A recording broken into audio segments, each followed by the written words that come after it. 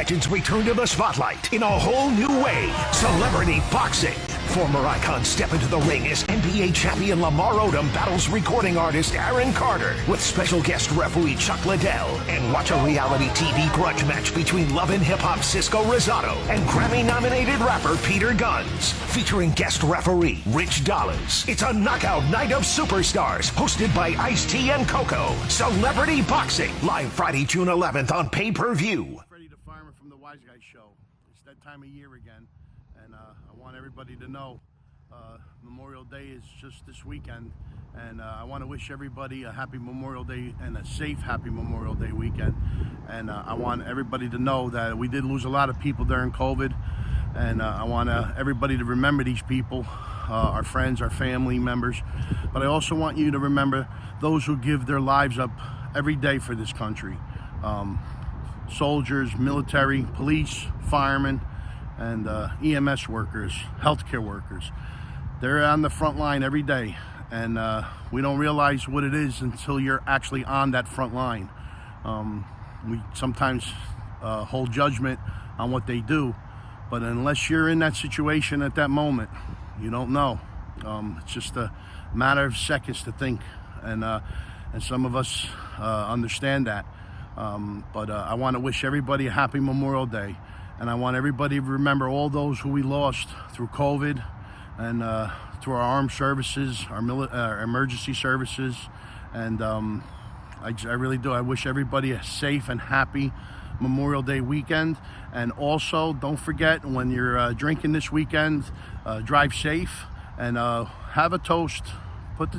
Try to remember somebody that you love and you miss for a long time, your parents, if they're no longer with you.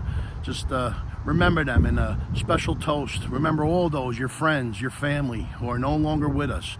That's what Memorial Day weekend is about. It's about remembering those who we love the most and we respect the most. God bless.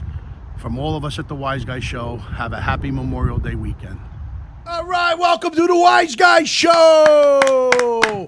Happy Memorial Day week, as that's a Memorial Day week, and I'm telling you, we have a lot to talk about. We've done a lot of stuff, and let me start off introducing the guys. Sitting next to me is Italian singing sensation, Biagio. Ciao, everyone. Ciao. And sitting next to Biagio, actually, I'm going to save that for last, because sitting next to me on the other side of me is Jumpin' Gennaro's in the house. Azzo.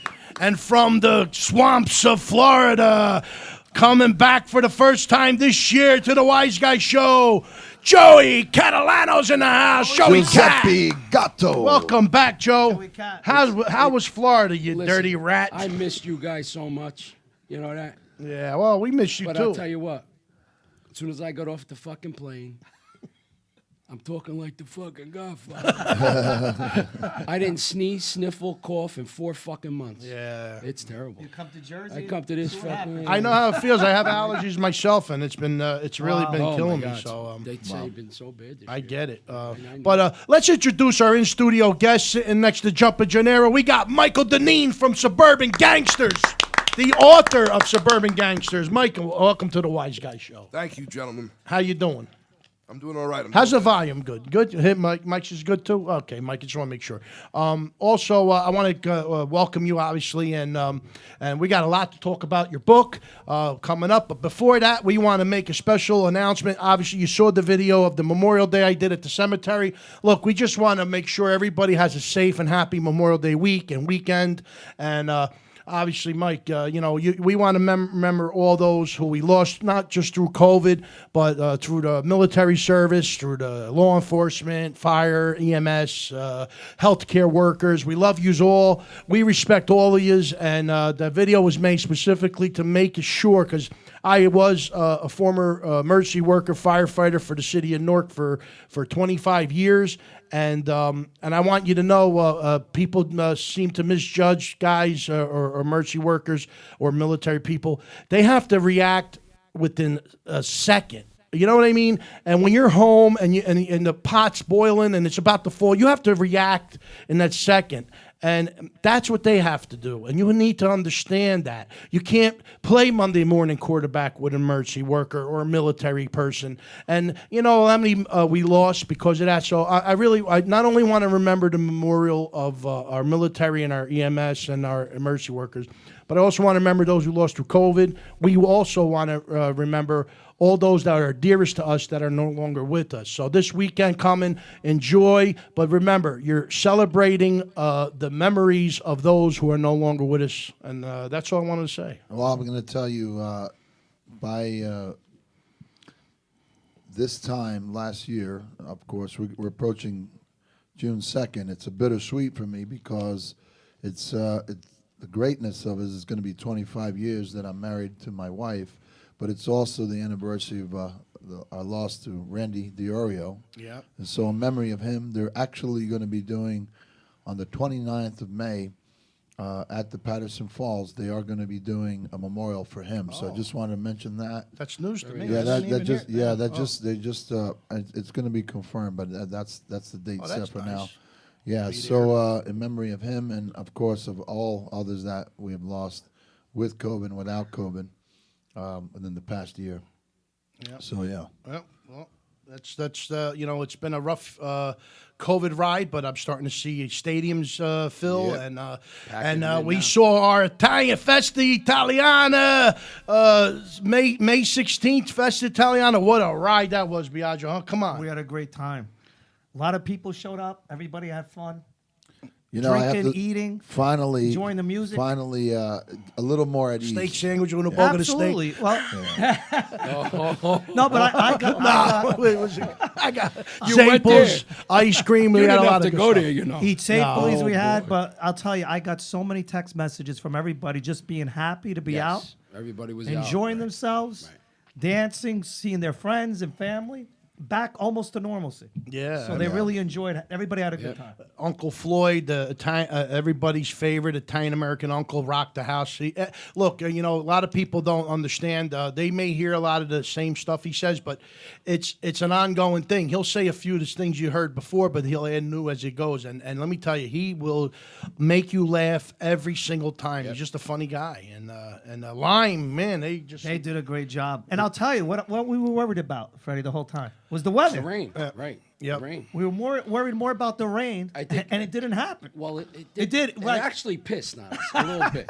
There were a couple of drops. Couple right? drops, and I said, "Uh oh, here we go." Here we go, but it didn't happen. No, Yeah. We got lucky. We got real lucky. Thank God. Well, you did sweat a little bit, and then I said, we did our blessings. I don't think it's going to happen, and sure enough, we got through We it. got through I was just thinking about, with all the equipment that was out there, in a downpour, that would be. yeah, we had the angels with us that day. We did. We really did. Let me It tell you, worked I out. said it. We did a little video of it. We're going to get to it in a little while. Unseen video shot by our official photographer, Anthony Scala, who did a great job. He also did a great job. And Annette, the talent coordinator, who's doing the broadcasting, did a great job with the whole event. The tables, everything. What a great job. But I do want to mention, I said it in the video, I'll save it for, but I'll tell you, when Biagio performs, if it's raining, look, if you got rain on your forecast and you're having an event and you're worried if it's going to rain, just have Biagio perform there and then you won't have no I don't rain. know No why, rain. but it It happened. won't rain. Is that amazing? It though? happened a couple of No, times. seriously, Biagio, I want you to know. I watched because I'm the only one that realizes this stuff, and I have to let everybody know what I saw. I saw the clouds completely dark overhead. Yeah. I was ready for a storm to come in, and somehow in between the clouds, the darkest of the clouds, popped a little hole of sun. And then it got bigger, and it got bigger, and then it popped the whole sun. And if you look at the stage, the sun was hitting you directly in the face. It was. I'm serious. Well, I gotta if you tell you, look at the Freddie- video, you could see the illusion of the sun hitting you in the face and the darkness behind you. Well, I got to tell you, Freddie, believe me, I said a lot of prayers the whole week. Oh, Please. But Please, that make was the like sun one of the come out. miracles. And it did. But what about Orange, New Jersey? What about Orange, New Jersey? Orange, New Jersey. Okay, it was pouring all weekend long. You were set to go on at 8 o'clock in Orange, New Jersey. I think on the Sunday it was, or Saturday. It might have been Saturday, but whatever day. It was pouring all weekend. It didn't stop raining all weekend. The only time it stopped raining is when you went on stage and Lucky performed. again. I'm telling you. And there was nobody in the streets at all until that moment he sang, and the streets were packed.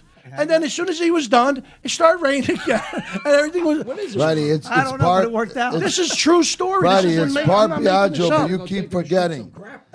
It's part Piaggio, but you keep forgetting. It's us too. Absolutely. But I'm Absolutely. telling you, you Big don't ear. believe me. I sing O Sole Mia every time There you go, it could in the be. morning of a That's main it, event just to bring the I gotta blessings of say, the sun. that's true too, Biagio. He sang "O Sole Mio" both times as well. He did. So I tell you, we have some The crazy Native stuff. American Indians do a dance to make it rain. I sing O Sole Mia to get the sun out. Beautiful. All right? There you go. Well, we're going to show the video in a little bit. We're also going to show a video of our press conference at the Celebrity Boxing at the Showboat in Atlantic City. The headliners weren't there, but we still had another main event fight of Tim Witherspoon, two-time heavyweight champion Tim Witherspoon, and Hazel Roche was there. But me, Mike, the Wiseguyz family, and Ned, Frankie, his wife, we rocked the house. Anthony Scala as well.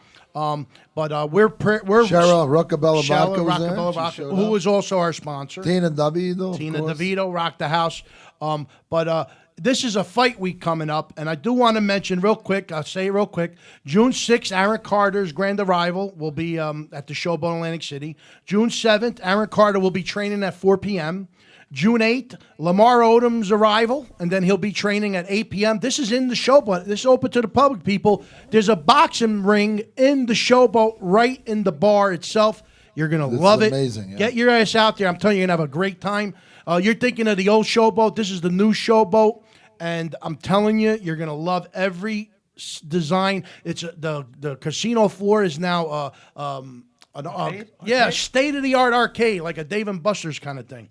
Okay, June 9th, Peter Guns and Rosado, who guys fighting from the MTV show Love and Hip Hop. They're going to be fighting each other.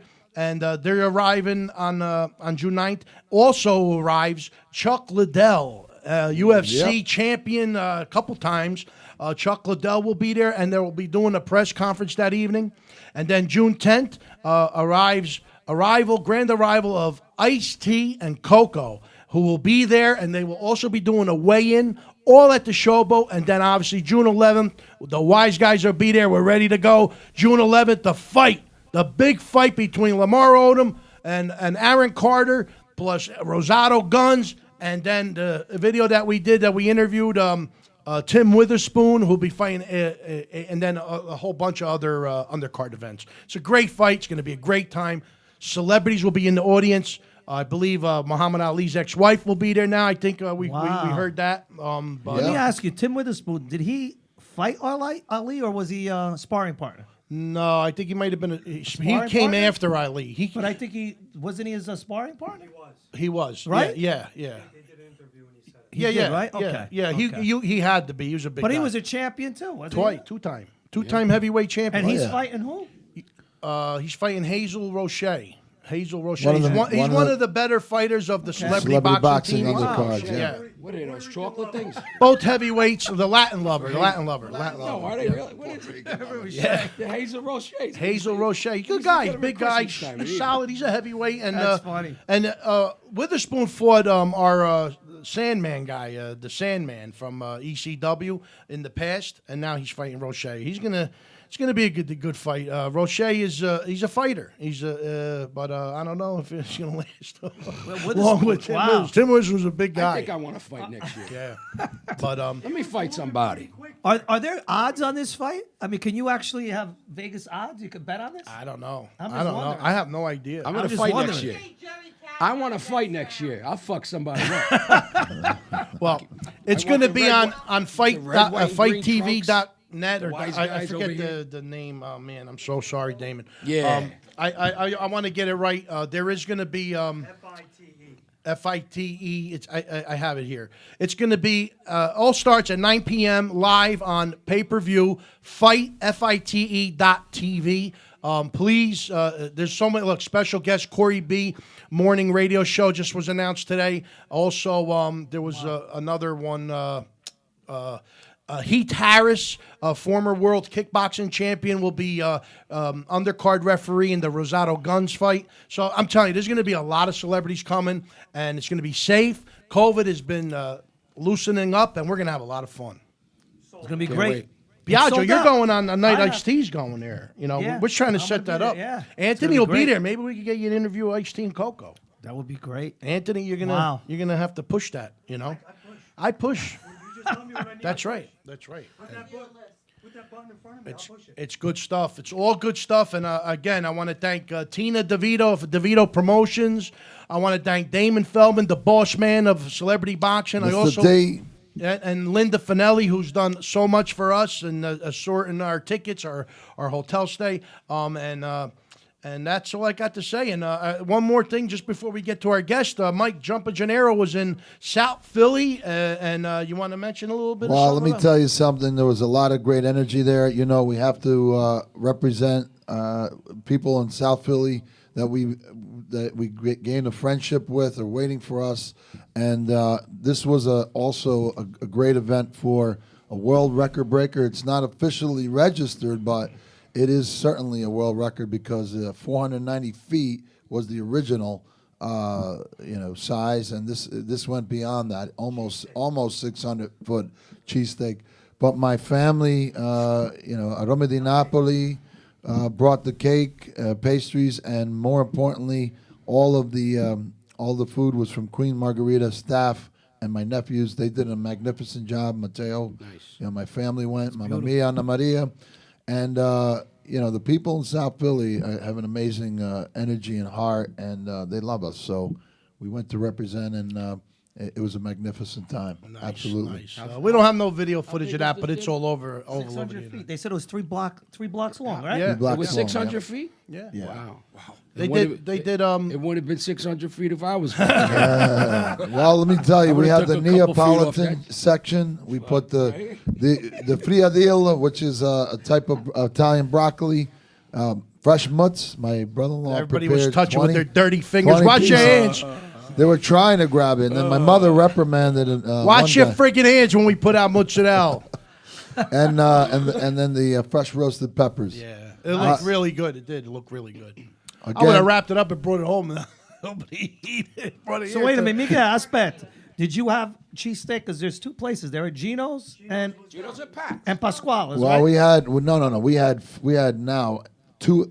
We had two 8-foot tables, so we actually had 16-foot cheesesteak from just us from our section. No, but I'm saying, what's the two big cheesesteak places that make Pats their- and Gino. Gino's Pats and- and Pats and Gino's. Gino's, Did yeah. you try any of those? I personally didn't because we had so much of our own. Yeah. And Okay, I'm just wondering. I'll be Everybody. honest with you, theirs look better than all of them. I'm Well, telling you. we sliced it. Once we They sliced put it up, broccoli everybody raw, attacked fresh it. mozzarella, and Then we had everything. another 20 mozzarellas. So everybody was, Wow, can we okay. have some? Can we have some? And we Perfect. shared it. Once again, happy birthday, Renee, again. And we celebrated 25 years, me and Francesca, which was beautiful. Happy anniversary. Happy That's anniversary. Happy anniversary. June 2nd. I'm going to be celebrating all I'm waiting year. for Hot Soul. Let's go. Wait, Yeah. I'm waiting for Uno, due, tre, asso! Happy anniversary! And before one more thing, Joey Cat. Joey Cat, I saw a preview. Is that okay to say of Mop King? Sure. And what a great scene that was. I don't know. Biagio didn't see yet. I actually watched it last night. Oh, you First finally 5 saw. minutes. It's of the showed. movie, It's yeah. unbelievable. Is that I unbelievable? watched tell you the what. trailer. Man, it's going to be something. Yeah. It's really. I yeah. watched. Listen, Ciro sent it to me, right? Okay. I watched it 10 times in a row. Yeah, it's. I had to great. keep watching I it. watched it like 3 or It's 4. so intense. Yeah, it is. The Phenomenal. cinematography is beautiful. Yeah. A great job. Great production. Intense cinematography, and I do want to say though, there obviously we're still waiting for a movie I'm dying to see is The Many Saints of Newark with Joey Katz in it too. course. Joey Katz in that too, and we're waiting for that. Joe, when's that coming out? Yeah, really. When is it coming out? On my son's birthday, September 24th. That's a guarantee. It's got it by now. That's- COVID's that's- over. Just that's keep the pushing date. it back. Well, yeah, there's For COVID. the- We got something else on It September was supposed to come out 24th, last September. right? Right, but is this going to the movie theaters? Is that why It's they keep supposed pushing to it be back? in the theaters. Okay, and because then, it's not bringing it on TV. is like what they I'm did saying. with The Irishman, the same thing. Okay. I think a few weeks in the in theaters, theaters, and they then bring it over. And then on Netflix or Yeah, something like yeah, that? yeah. Okay. Also, now we're going to get to our guest, but also a sorry. little later this HBO evening, Max. Italian recording artist Fabrizio Grossi will be calling in at around 9 o'clock, and looking forward to that. I don't even know if he speaks English. I'm assuming he does, so we're going to have a lot of fun with that once we realize it. But Most Italians speak English. I do want. Most Italians speak I English. do want to say something. yeah, man, they speak English or they speak English. I do want to say something. You know, we have to give respect and a shout out to our family in New York as well, especially in Brooklyn that came yeah. out to support. Absolutely. Pamela Roth, Peter Peter. Abadessa Hi, always Pamela. comes out. Gigi, William Gigi DeMayo. William LeCue. DeMayo was Pamela there. Roth. William Big De- Time Tommy, our friend Big Time Well, I was Tom. talking about our Festa Italiana first. Oh, they came out to yes, support. that too. And Soho Soho Johnny. That's right. Give a shout out to everybody else. There's always a was few great. people Listen, that come out we from love New York. all you New York people. You're our brothers across the river, our And brothers and sisters. sisters across the river. We respect every single one of you, and we love doing stuff with you. You Well, know they how to were have there. fun. A few of them, showed up last night, as you were ready to mention. And Pamela Roth, this is what I want to mention. Pamela Roth, she wore our shirt, respect. I saw And, she did a shout out. Everybody was, and let me tell you something. Everybody loves our show. So we're out there. People are watching us. South Philly's watching us. And we got a lot of people that are looking forward to the show, our show with Uncle Louie Variety Show Right. on the 24th. Yeah. I Also. think you met Nick Russo last night, right? Well, I've known Nick Oh, Russo. you know him. Great guy. I Awesome haven't guy. met him yet. I haven't Well, been you on, missed but us, Aziz and Nicky Russo and Batista, Howie Brown. All these people are great down there. good. But I want to just say one more thing. So Pamela Roth, she asked if we could give her a plug, and we certainly that's are. right. She's on, the She- 28th in Manasquan. Not texted me. Matawan, not Matasquan. You sure it's Matawan. Manasquan. Not Madawan. Marijuana. July 28th. I'm like, And Gigi LeCue is hosting it. nice. And Gigi, great. Johnny Pizzi is going to be. John Pizzi. John Pizzi. Pizzi. Pamela, Peasy. if I'm not in Florida, I'll We're be going to be there. We're all We're going gonna to be there. be We're there. coming. We're We're coming. gonna And I got come there. news for you. I think it's Wednesday night. We're July 28th. I think it's Wednesday night. It's going to be, 7 to 10 p.m. at, hold on a minute. Azalud is the name of the place. Azalud, so Azalud. it's Now, Italian. here's you click that, it don't pop up. Yeah, hold on a minute. This is important too. We've been talking about. It takes a little.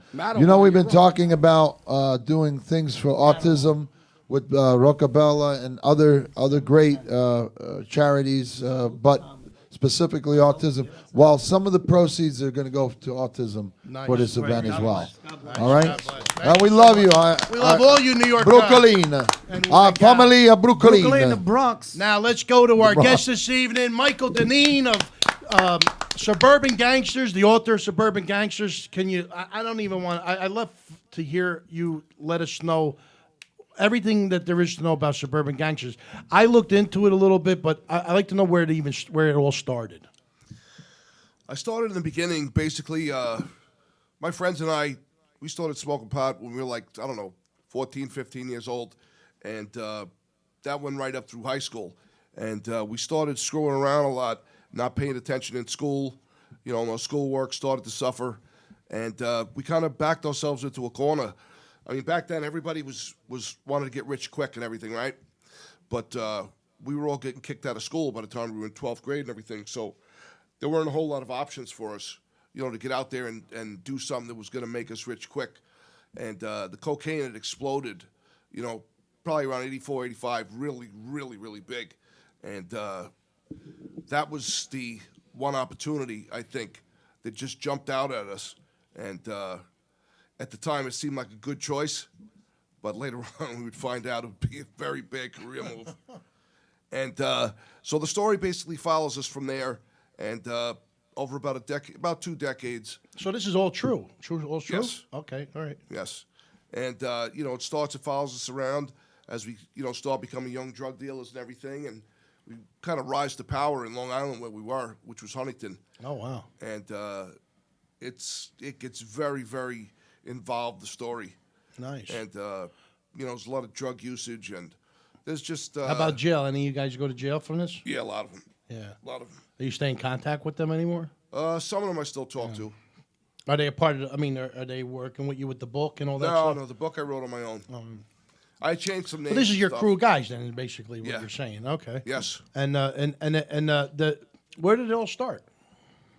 Like I said, Huntington, New York, and we kind of started to branch out after that because once we started selling the cocaine, things just got bigger and bigger, and it kind of took on a life of its own after a while, and we made other connections and stuff. Once we were doing that, we came in contact with a robbery crew, some guys out of the city. They were known as the Crash and Carry Gang by the FBI, and this whole thing became intertwined and everything. We got involved in each other's business and everything, and the story follows all that around till the end. The drugs end up taking their toll on most of the people in there, in the story, and if that isn't jail, usually took them away. Yeah. So. Well, that's how one sounds like a hell of a book. I was very interested in it because, we at the show we do a lot of different things, Italian American or whatever, street stuff. We try to bring back the thought of hanging on a corner and growing up throughout the streets of Newark or New York, and this is right up our alley when it comes to talking about we're trying to promote a book. So it tells you the story of a real life. Gang, I guess you want to say? I would look at it like this. I mean, most people obviously know who the mafia is. With that explosion of the cocaine, what it did is it gave birth to the independent criminal organizations, to where you didn't have to be in the mafia to be able to make money, and make a lot of it. Yeah. And but did you had a crash head somewhere along the way? No? Oh yeah. Everybody either went to jail or died. Yeah. Everybody. You want to tell us a story? You got anything good? It's. About any particular person, or some that comes to mind, like if you're trying to, even if you're in conversation with somebody and you just want to just draw a story out, because I have tons of stories coming out of Newark. I've done stuff, as a kid growing up. We did, a lot of us did. What I'm saying is, make his head spin. I mean. I think I've said a few already. I mean, but if you have anything you'd like to share, I mean, that may be even in the book, just to give somebody a reason to really want to find out more about. Well, basically, what you're saying is also, you had your crew and you connected with other groups, but you're also coming at a time where you're also other people's territory that were doing the same, and that's when it probably got to some we didn't really have too many dangerous problems levels. with that, because nobody really wanted to have that kind of problem with us. I mean, a lot of the guys that I was with were trained in the martial arts. I worked out for 10 years with a guy named Richie Barathy of American Combat Karate, and we were pretty good as far as being able to handle ourselves and stuff. But we didn't get over greedy as far as trying to branch out too far to where we were stepping on people's toes and stuff. We were smart like that. But it's such a dangerous thing. There are so many pitfalls along the way, not even with something just like that. I mean, you got the cops, you got everybody around you who's looking to stab you in the back. I mean, people just cut each other's throat like it's commonplace in that, in that lifestyle. So. Well, what can I ask a question? What kind of money are you talking about? You would be making and I don't know what year this was. 1985. We started out. We were making like $5,000 a week, tax free. I mean, that was just a start, and then things started to get bigger and bigger and bigger. Wow. Now you did that each is 5,000 each or 5,000 as a group? Yeah. Wow. That's some more than that. It got a lot more. The stakes got raised as time went on. What was your most dangerous moment, that you could recall? It's weird. Like what capacity? Like there were so many dangerous moments over a 25-year period. But I think the most dangerous thing I did is at one point my training partner, and who was also my drug partner, he had got busted, and so what I did is they were closing in on me at that point. They were trying to take out basically everyone that we were with, and so I could feel everything tightening around me. So what I did is a cop had something to one of my friends about he wanted to take down the guy who set my training partner up. So my friend said to him, well, if you're going to do that, you're going to need Mike. And so the cop says, I don't want to, I've been trying to bust him for years or something like that. So my friend says, just talk to him. And I ended up hooking up with this police officer, and I became a voluntary informant. Oh. Sounds crazy, right? Yeah. I did it as a business move, as a calculated business decision, because when you're in that line of work, there's only one thing that counts, and that is survival. Yeah. Okay? Nothing Are you else saying matters. kind of like Like Whitey Bulger? that's what I was going to say. Exactly like that, except we were like 23 years old, Oh, wow. and Bulger was a grown man. at Yeah, the time. right. Like we were young kids, and like, shit. We're young doing this. Jeez. yeah. Yeah. And Started really young too. Yeah. How about were you- did you have any trouble with the mob? no, a couple of the guys that were in the Crash and Carry gang did. And, They had to be selling too, right? They had to have their people. what out they there. did is, I don't know if it's mentioned names. No, don't mention names. No, you don't yeah, have you to don't have mention to names. One of the guys who used to be a big crime Unless they're boss dead, in New York I mean, or I whatever, and it was passed down to Unless they're dead. his relative or If whatever. they're dead, we don't give a fuck. And he started sweating one of the guys that was that lived not too far from him, and wanted him to get in. He wanted a piece of what he was doing, and our buddy told him basically to take a walk, and nothing really came out of it. It was close, but Nice. Nah. Crazy. I can only imagine. You know, I grew like you said. You know, I became a firefighter at 19, and I was doing stuff like crazy stuff like when I was 15, 14, those too. Like we were all hanging out. Well, a lot of us did stuff. I went through to the fire department, and I realized around 23, it was either time to like I'd cool it down or I'd end up in jail. And thank God I did, because something came down after that, and I would have been involved. But growing up in the streets, you know, you that's the whole point. I'm sure you guys were just friends looking to make a buck. that's how it started. But like when you get involved in that line of work or that business, it's everything else that goes with it. It just turns ugly. It taints everything and everybody around it. It really does. Was there specific clubs that in New York that you targeted? Coming in and out of New York, like the Palladium. Like, did you go to certain clubs where you provided it internally? Did you hit college campuses? What were your targets? The college campus is one of the ones I exploited. big Anybody time. who's looking to be a drug dealer, just take this advice, because you're making Right. a lot of money. Oh, one day. listen, Just it's- be careful. it's not There's a a- lot of cameras today. Like Listen, I was yesterday. going to say, there's So- with surveillance everywhere. You know, it's not. But No, I back in say the day, No, I say it's funny because just before you say that, we did firefighter videos. So we did the firefighter videos and showed how you get into like break a lock and get into the house. Everybody's like, "Oh, that's good." They showed everybody. Not only you showed firefighters how to get in the house, now you showed the criminals how to Criminals. break All into the the criminals house. are learning. You know, we worked when it first started out. We got everybody in the neighborhood, but then a lot of my friends were starting to go away to school and everything, and I was the first one to exploit that. I said, "Wow, he went up there, and it was just we couldn't give him enough of everything, and it would just go and go. It was an endless appetite for it. How did you last? I don't know how many years it was without getting caught. Is what I want to know. I would have been caught, obviously. I had some really close calls and stuff, but had I not decided to join forces with the cops and feds, I mean, they let me deal while I was working for them. The cop says to me, he's like, "Hey, Mike, I don't care what you do. All right, I don't want to hear about it." He goes, just please don't sell any cocaine. And I was like, all right. So me and my second partner, we took that and we just ran with it, you know. And you basically had an easy pass. I make had to money get and out of fuck- jail free card. and fuck Well, people. can I ask you how many of you were in the group that where you trusted each other totally? Like how many? There was me and my first partner, and then me and my second partner. So Big there's Ray. 4 years, 3 years. 3 years, yeah, that's it. I really don't trust, after everything that happened, like, I would never trust anybody ever again. Yeah. I mean, it is that, dangerous. I mean, if you screw up and trust somebody, It's you the know, greed it more ends than up coming the back on greed you at is some more point. than anything else. So let me ask the crazy question. I mean, obviously there's no name. Where were we getting this stuff? With the cocaine? Yeah. You're getting in the city. don't ask that Jackson question, Heights. I'm just wondering. Jackson Heights, we getting the coke from. So From the mob, I'm just No, from Colombians in there. Colombians. Oh wow. Okay. That's the They were place part to of go. some though. cartel, yeah. Wow. That's Dude, where you don't go ask pretty that, much. man. If you can find a This good was Colombian in that the knows. late I 80s. told you, you don't ask that question, man. I told you. Well, listen, anybody look for a good Colombian, Wow. and you should be fine.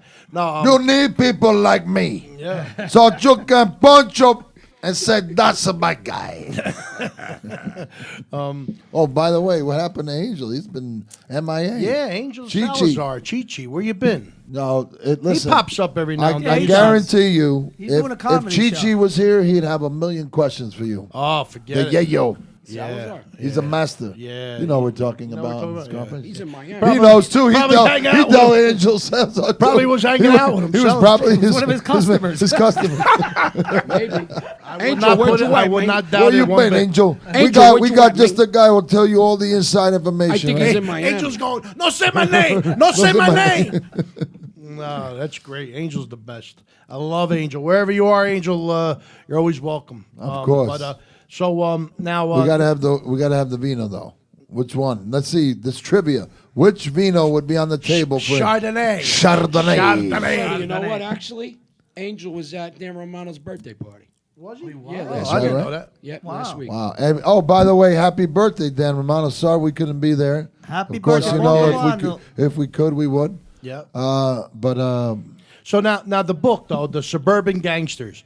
What made you just come to a point to just say, look, I'm writing this? How did you begin writing this book? Back in the early '90s, when a lot of this stuff was going on, we were involved with the cops and the feds and everything, and we had put together a major bust for them, where they swept the whole town and a bunch of other people. They seized 30 cars, boats, they took like 3 houses, and so right after that happened, one of my friends says to me, you got to write a book about this stuff, and it just sat. I said, yeah, I should do that one day, but I never really did it. But I always thought about it, and I got one of my friends. I had mentioned something around the year 2000 to one of my friends, and but he kind of just brushed it off or whatever. I moved into Brooklyn in 2002, I believe it was. I had fallen into a really bad drug spell myself. It almost cost me my life. I got the heroin really, really bad. Oh.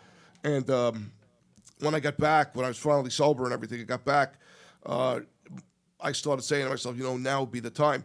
I hadn't been in school. The last time I did any meaningful in school was in 9th grade.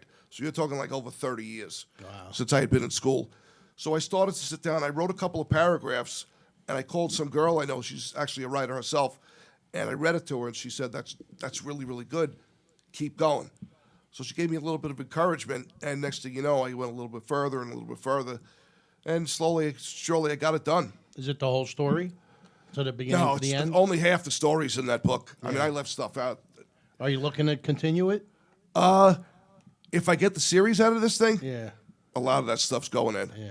At least what I can put in without getting anybody in too much trouble. Yeah. Well, no, you don't need But is to. the book out right now? Yeah. It is out. Yeah, It's out now. Suburban Okay. Gangsters. You could see it on our screen. We have it posted. So just bringing up that Angel Salazar, it's Chi-Chi. You've seen the scene, right? In Scarface. Yes. Yeah, definitely. Okay. Come on. So- I mean, like you could. The cat saw the scene. Hold on a You minute. could look at anybody saw that scene. Let me get to my point. No. The cat. Not Giuseppe So, Gatto. but the cat outside that was walking by. So- Everybody I think saw I that could- scene. So think I that know every line in the whole one book. went through your mind because we're talking about the period of time when the film came out that you guys was that inspiring to you or was that something you thought about could be a consequence?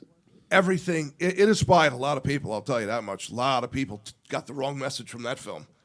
I'm saying that was your time. That was around the same time. Yes. It was So right what- after that. So was that? Did you use that as kind of like a guide? Starting point, or I would say, yeah, it kind of put the idea in some of our heads, no doubt. yeah, And then we took the baton and ran with it. it's a crazy life. It's definitely How crazy old were life. you when it all ended? When you basically, when the bust happened and everything. When I stopped dealing around 2001, at that point I was dealing heroin, basically just to support my habit. And after that, I walked away because the cops were trying to bust me. And at this point, the guy that I was working for years ago, he wanted nothing to do with me. He's like, Mike, until you clean up your act, you're fair game right now. Wow. Wow. That's. But he did do a lot for me when I was working with him. My kid's mother robbed a pharmacy while I was working with him, and he actually got the call to go to the pharmacy and see what had happened. And he called me up, and he was like, I said, yeah, it was I found him and stuff. He goes, do me a favor, just get rid of it. And that's it's a crazy life for sure. But you know what? What's the excitement of it? I'm just asking now. Is it the money? Is it the you may get caught? Obviously there's something that's driving you to keep going. Like a gambler? Like You don't Power that you had. In the beginning, it was probably a little bit of everything. You know, the girls coming after you, you got the money, you're feeling like something more than you are, and A superhero. like you're almost like a superhero. Rush. Okay. You get the You rush. get the rush, exactly. You get the rush, yeah, and you know, but that fades though over time. After a while, I mean, to me, the business became more of a nuisance after a while because it was causing a lot of aggravation and stuff. Trying to maintain a business like that and keep everybody in line and keep everything flowing correctly, and it's not an easy thing to do. And there's too many chances of you getting in trouble. You got to be watching your 6 all the time. How many customers did you have? Oh my God, probably. But did you have to like write all these down? I mean, if you have that many No, I'm customers, trying to Some think back stuff I then they did. didn't have the cell phone. I know. it was a lot harder back then. You had Yeah, to keep sure. The logs payphones. and stuff, Payphones. books. Beepers. Yeah, be When we first started, we talked on our own phones and stuff. You know, this is when we first started. But we quickly learned right away what to do and what not to do. Right. You know, we switched to the pay phones. We had the beepers and everything. Got a lot of quarters Should in be your a pocket. movie. Lot of quarters. Beep, beep, beep, beep, beep. You're getting vibrated all the time. Yeah. Brr, Wow. brr, So I'm money. telling you, it's just a It was crazy like- life. You heard the vibrator go off. Why? Now I was gonna say, is that the next thing? Well, right now, I'm trying to get a series out of it. Yeah, because I heard you say a series. Okay. I got a couple people working nice on, name, on, Suburban on trying to Gangster. push that for me. Yeah, I don't know if the series will be called that, but we're going to keep the story, and that's what counts. Wow. It's a wild story. If you get a chance, pick it up and read it. I forgot to bring some copies tonight. How do you find? Is it available? It's available on Amazon. You can pick it up on Amazon. And what about Barnes and Noble? Barnes and Noble. Barnes and Noble, they can order it for you. You can order it through their So website. when was it officially published? January 16th, 2018. Okay. Oh, okay. It's been out a And, while. Okay. and so it's been out, and Amazon is the. What about any other? Now, right now, that's the go-to spot for. I mean, there's other places that list it online, but I would stick with Amazon. Are there Be any the safest bet. websites or Facebook pages that you have that you could send people to look into it more? Is there I haven't yet. I do a lot of social media with myself. You know, pushing it out there to do it. That's basically how I've been getting the word around right now. But it's starting to get a little bit of a name for itself because there's a lot of people talking about it now. Yeah, I mean, it's very interesting. I think it's fascinating. I didn't know what it was about. I wanted to hear from you and find out more about it. I'm going to pick up a copy. too. I'll support everything. And hopefully, we could do more. Maybe like I told you when you got here, we do a lot of conventions. Hopefully, things open up. Talk to a few people at a convention. Maybe get you a spot at the table if they're doing That a would be Soprano con. You'd be fantastic. Thank perfect you. at a mob movie con, right? Oh, yeah, What do you think? absolutely. Perfect spot. And but there's so much, Joe. You were supposed to be a mob movie con. Are they still doing it? Mm-hmm. Harris. July 24th and 25th. Okay, so we got to talk to who? Bruce or Mike? Mike, yeah. To you try know, to see if we get him a Sure, spot. yeah. I think he's a perfect spot. Yeah. Perfect guy to put a table with all his books in front. Absolutely. Great attraction. Exposure and You buy a everything, book, absolutely. you get a free 8-ball, man. And believe it or not, if I'm Gotta not be a good mistaken, sell. Angel Salazar is supposed to be there. Right? Is he? Isn't he one of the Yes, guests? I believe so. Yes. He's one of the guests, so we'll bring him over Oh, to yeah, you. mob con. Nice. That would be awesome. Yeah, Angel's a good friend of ours. I took the first time I met Angel. But the first time I actually picked Angel up and hung out with him, I took him to the place down Neck on Elm Street. Which one? The one on the corner. Always Newark?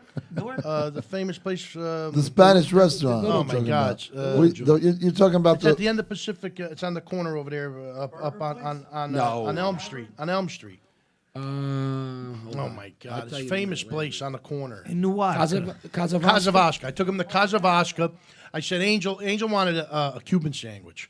I said, Angel, it's lunchtime. I said, Sandwich. forget about it. I'll bring you to a nice place. I took him to Casavasca. It was quiet. The owner was there. We sat down, and he orders oxtail. And I said, all right. I ordered like a squid. I ordered like a seafood salad.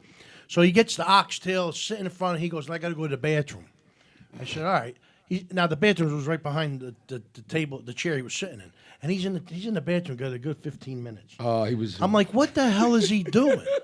And he comes out, and now he's all banged up, and he wants Chardonnay. So I give him Chardonnay. God. He's eating the oxtail. He's eating it. And I'm like, and we're having, and the owner comes over. And I'm like, you know what he is? Yeah, oh, I recognize you. And it was Angel. Every time you're with him, it's always something crazy's happening.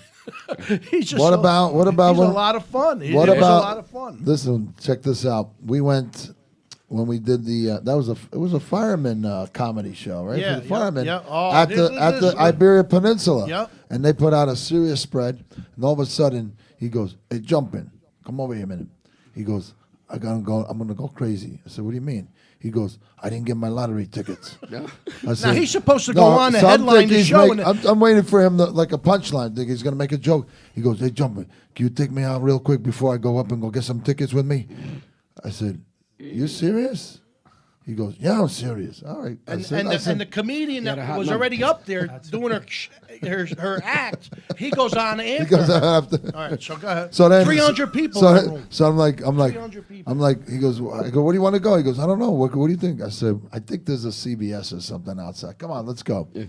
And so he gets on his jacket and he gets all ready. He was so damn serious. They went all the way to Penn Station. We went, Oh, so I go, "Wait a minute, they're closed." He goes, "Wait a minute." I go, "Hold on a minute." We walk in the liquor store and the guy goes, "I'm sorry, but we're closed." "What do you mean we're closed?" I opened the door, I came inside, and I'm ready to go. He goes, "I'm sorry, sir, we cannot sell you any tickets, we are closed." He says, "Oh man," he goes, "Come on, where are we gonna go now?" I said, "Dude, we gotta walk 2 blocks, there's Penn Station." I said, "There's a magazine shop in there." He goes, "Let's go." So we go all the way down meanwhile, I'm saying to myself, he's got to go on next. Oh, He's getting my me. God. I was like, "Let's go." We go over there. They're closed.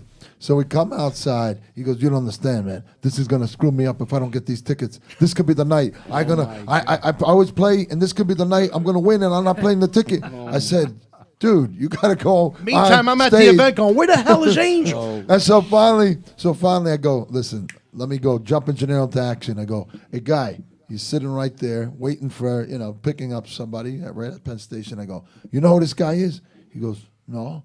I go, "Dude, this is Chi-Chi. You remember Scarface with Al Pacino on the scene?" He goes, "Oh, yeah, yeah." I go, "Listen, I'm going to let him get in the cab. We're gonna jump in, get in the cab, and we're going to go all the way to the place he's telling me that, where he usually stops around here." He goes, "I got another place." He goes, "Get in." We get in there. We go all the way to the gas station. This is all going on. And We they're don't- closed. You Huh? were at the event. And What? they're No. We finally, the taxi driver got so excited. So he goes, "I got the best place." He goes, "No, I got a place for you. I got a place for you." We go to the gas station. We go and get the lottery tickets. You see him like fucking a kid at the candy store. And then and the guy comes out and I go, "Okay, now you get a free picture." He goes, smiles, brings us right back to the spot. He fucking walks in, boom, ready for the act. Yeah.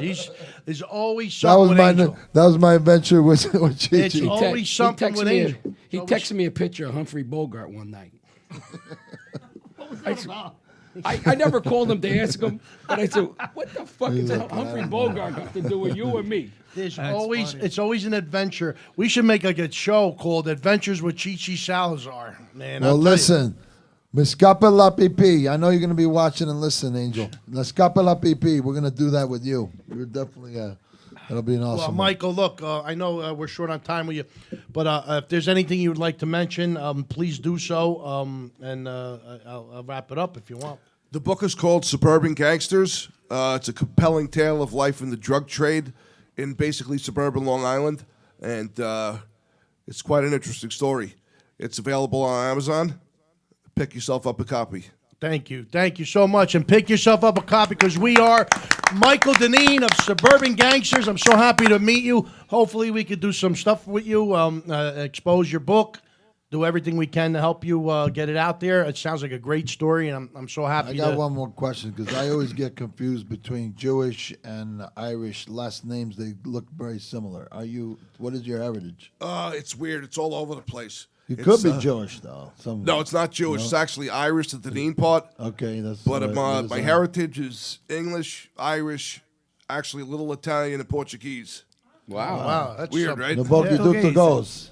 No, we say Napoli. No bogi tutto goes. A little bit of Jumbot. I everything. jumbot. Yeah, well, thank you so much. I do appreciate it, and And I got to say, again, So I'm you had a looking forward to it. combination of all of the elements, to that world, man. Italian, Irish, Absolutely. Portuguese. Yeah, all the mob type families are represented. You had it. You're all mixed up into one. Well, What was your nickname? Prince Mikey D. Wow. Whoa, Mikey D. Mikey D. That's what they call me. Mikey Besides D. Jumping Gennaro. Gennaro. Mikey D. Mike That's his name. Gennaro. That's Mikey D. Prince, and I guess He's Prince Jumping Mikey. I Gennaro. guess I could be a prince too. Hey guys, let me just say thank you for having me on tonight. Yeah. You guys are a great bunch of guys, and I really enjoyed myself here tonight with you. Well, I You It's come been a back pleasure. I again. understand You're your being a privilege. circumstances, and I understand it, but I would have left us have you stayed through the whole show, but it's up to you. You said you were a fireman, right? Retired. My father was 31 years in New York City. Wow. Ladder 16, engine 39. Wow. He looks like he could have been a fireman. I guess he didn't choose to be a Yeah, My fireman. dad, Fireman. he was great. I mean, he was like a super. He was really, really, really well known, and but he was retired. And then when 9/11 happened, he had all of a sudden this overwhelming urge to want to help, and he went down to help out with the cleanup, and he ended up getting cancer from it. Oh, wow. And it affected him a little later on, but it was when he got the radiation treatment caused the damage. It's tough. It's tough. Well, you know that one of our sisters here, Roccabella, that was her first charity mission with her product. Her husband was also Cheryl. And We actually Shirley- forgot. I would have got you a bottle of the vodka. I completely forgot. We were so running around like nuts. We have a bottle of vodka to give to our guests Well, through you're to gonna our sponsor. But I guess stop by I'll another have time, put one get it. aside for you. Yeah. We'll get it out I hope to you. I'll see you guys again. You drink vodka? Once in a while. Just with a little cocaine. This is no. This has mango, pineapple, and coconut in it. Yeah, So Nice. it's good just stuff. a nice fusion. That Great on the sounds really rocks. good. Yeah. But, On the rocks though. On the rocks. one more. have to thank Eileen. Oh, yes, we're going to thank Eileen Shapiro for all the wonderful guests she gets on our show. And we do want to thank Eileen for, again, that's Michael Dineen. And our Thank you, guest this Eileen. evening, also Fabrizio Grossi, who will be calling in a little bit. But one more time, Michael Dineen, thank you so much. Thank you. And I really wish you well with the Suburban book, Gangsters. Suburban Gangsters. And we're going to go to our Festa Italiana video, and we'll be back with We can't leave without giving this guy a nacho. Giuseppe. No, not Giuseppe. Hold on.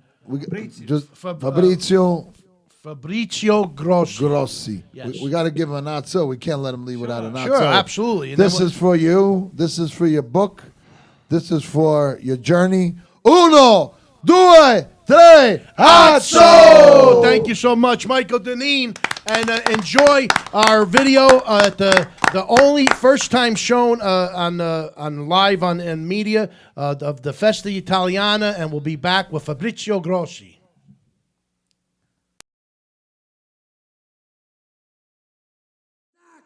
Got Chris Totaro, Gary Conti, the big one! We're so happy to be here today. The Italian Festival. Hey, I'm excited for Biagio, that's for sure. Let's show them what we got, Gary. Come on.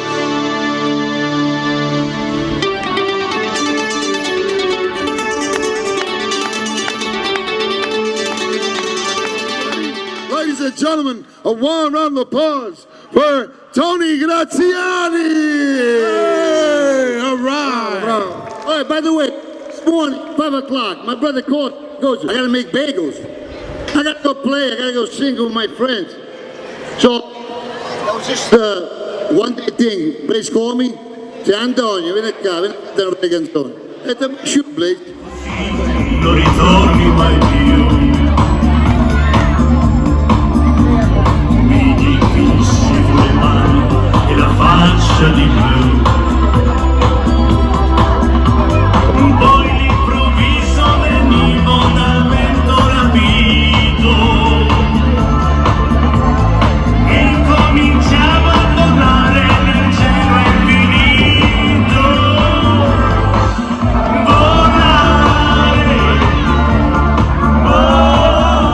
Ladies and gentlemen, let's give a warm round Okay? Welcome. To the Italian-American legend and America's favorite Italian uncle, Uncle Floyd Vivino! Thank you, thank you. There's a switch now, I can't get it down. I'll give you all the time you need.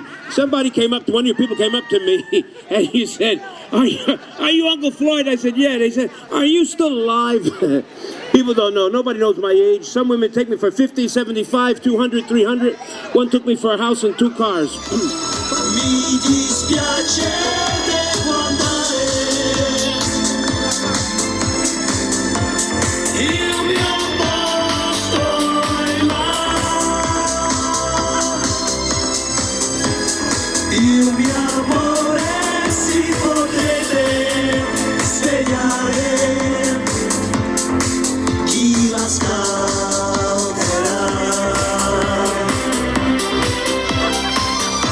Strana amica di una sera, io ringrazierò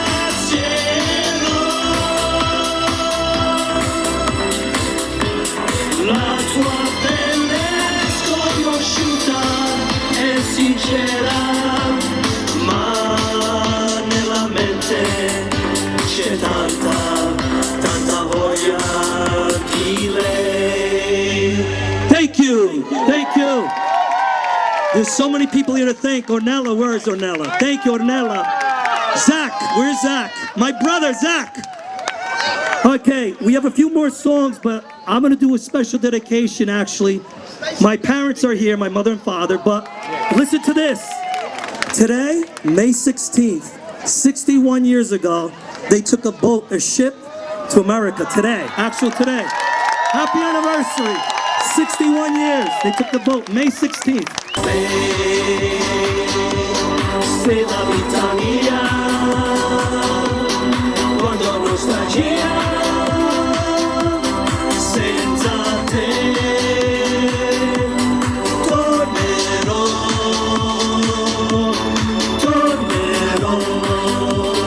Wave those flags, here we go. Sei la vita mia, amore mio, quando nostalgia, un anno, un secolo, senza te tornerò. Pensami sempre, sai, tornerò. Wow. Let me hear everybody's Italian. Let me hear you. Forza. Thank you, everybody. Grazie. Forza Italia. Thanks to all of you. Grazie. Hold on, come here. Let's hear it for Italian singing sensation, Biagio! I want to make something clear. I've done a lot of stuff with Biagio, a lot of events, and this is the 3rd time that the heavy clouds came in. And no lie, it happened for the first time in Orange, New Jersey. We did the Italian Festival in Orange, and it rained all weekend. The only time it did not rain is when Biagio went on stage. I'm serious. And today the clouds came in. It was dark as hell. As soon as he started singing, the sun broke through the clouds and hit the stage. Let's hear it for Italian singing sensation, Biagio! And his dancers. Come on. Wow. All right. This is for everybody, Italia. Everybody. Si vuoi parlare, Let me hear you. come parlano gli italiani, Everybody. e come parlano gli italiani, gli abruzzesi, i calabresi, i romani, i siciliani, i napoletani. Everybody, wave your flag. Here we go. Forza.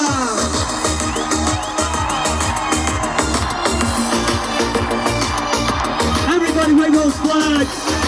One more round.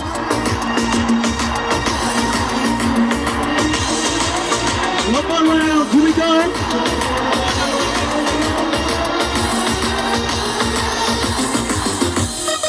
Get ready.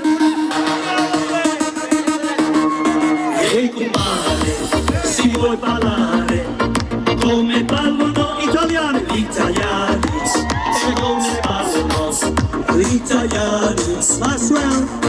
Gli italiani, gli abruzzesi, i calabresi, i romani, i siciliani, i napoletani.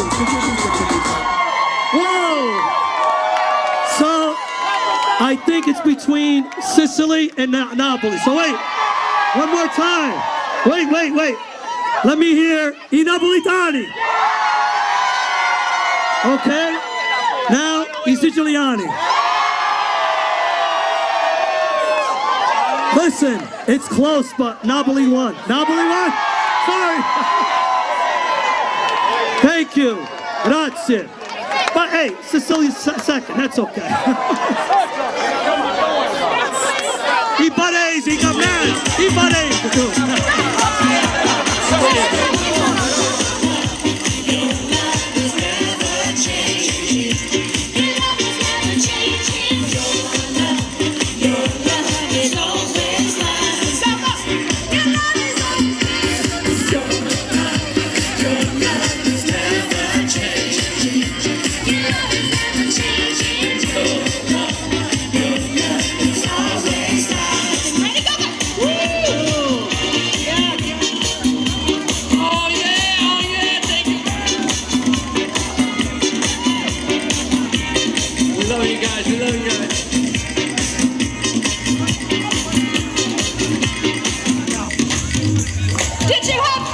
Thank you so much. We had a ball. Thank you so much for having us. Get home safe. Come on, let's hear it for Lime. Come on, take a quick picture. Come on, one more time. Let's hear it for Lime. Come on, we know this. Thank you so much, everybody. I think we're going to like 6:30, 7 o'clock, whatever you say. There's food available still, drinks. And listen, stay tuned to Biagio Music.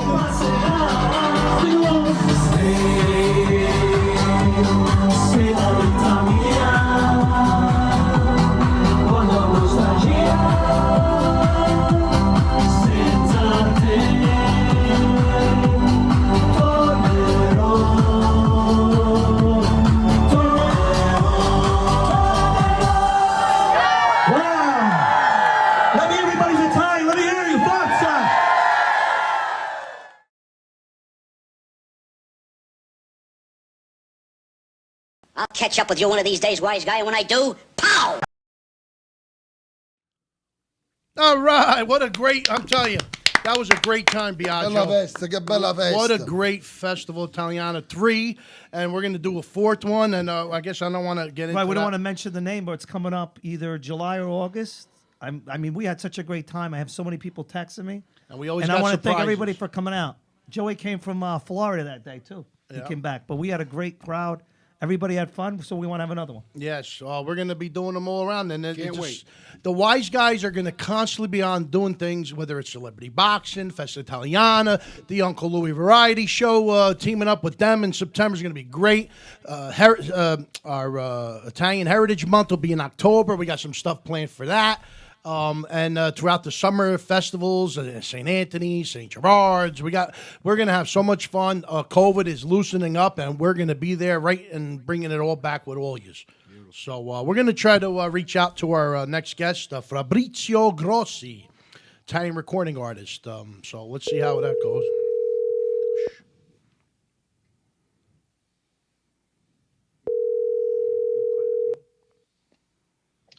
Hello? Hello, Fabrizio. Yes. Welcome to the Wise Guy Show. How you doing?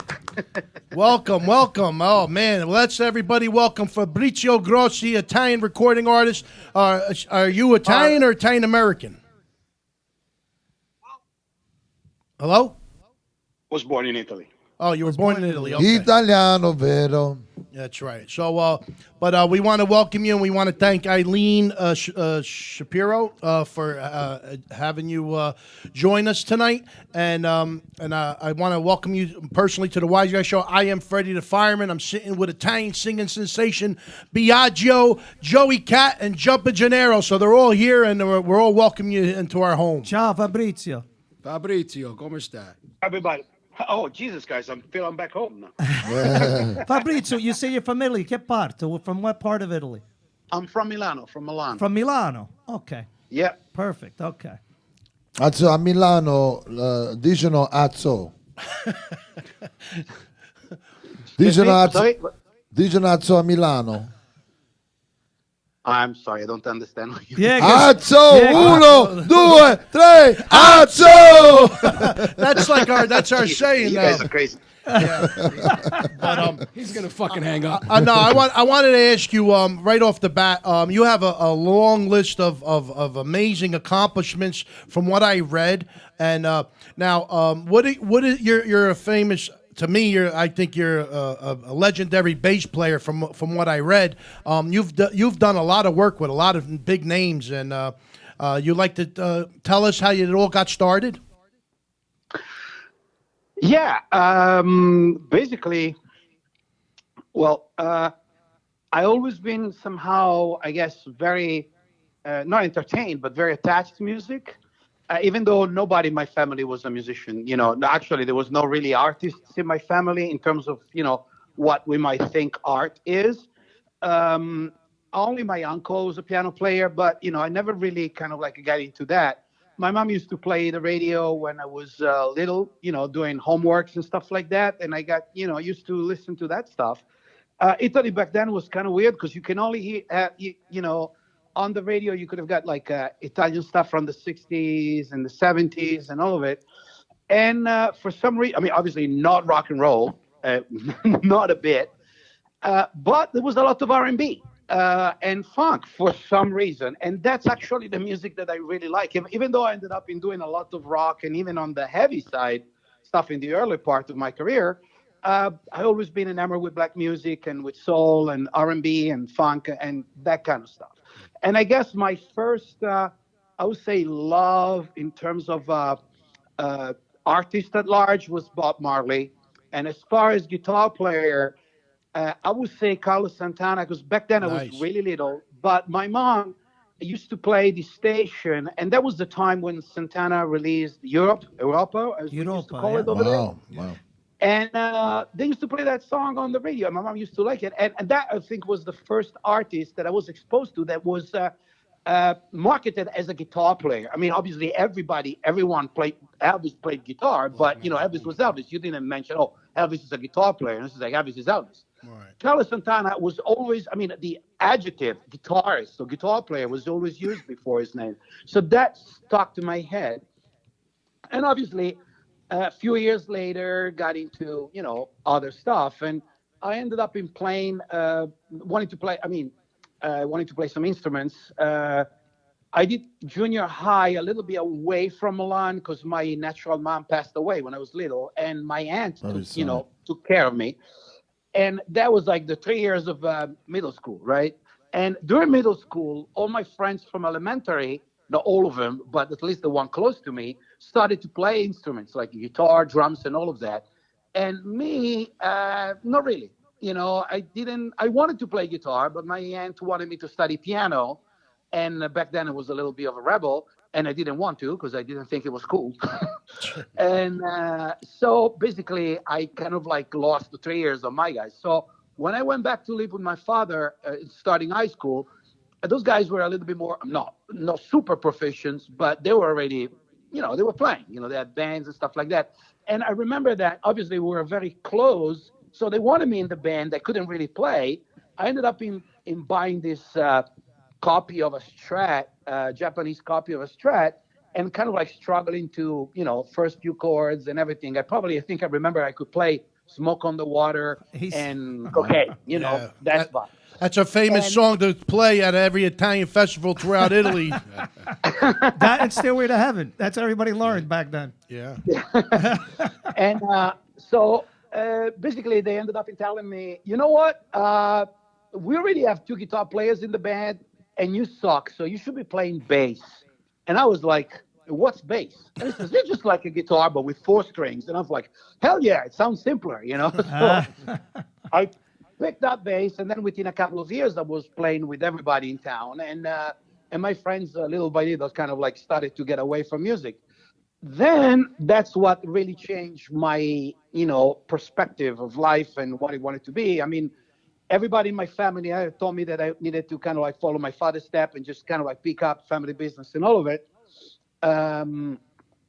What was And the I ended family up in business, if you don't ask? family business. My father had an auto shop, but in a particular thing, because here in the States, already from the 50s and the 60s, cars of a specific brands were already being sold with air conditioning on it. In Italy, that was an option, and it would not come out from the factory with it. So my father and a bunch of people kind of like learn how to kind of like customize air conditioning system by parts and putting it together from scratch.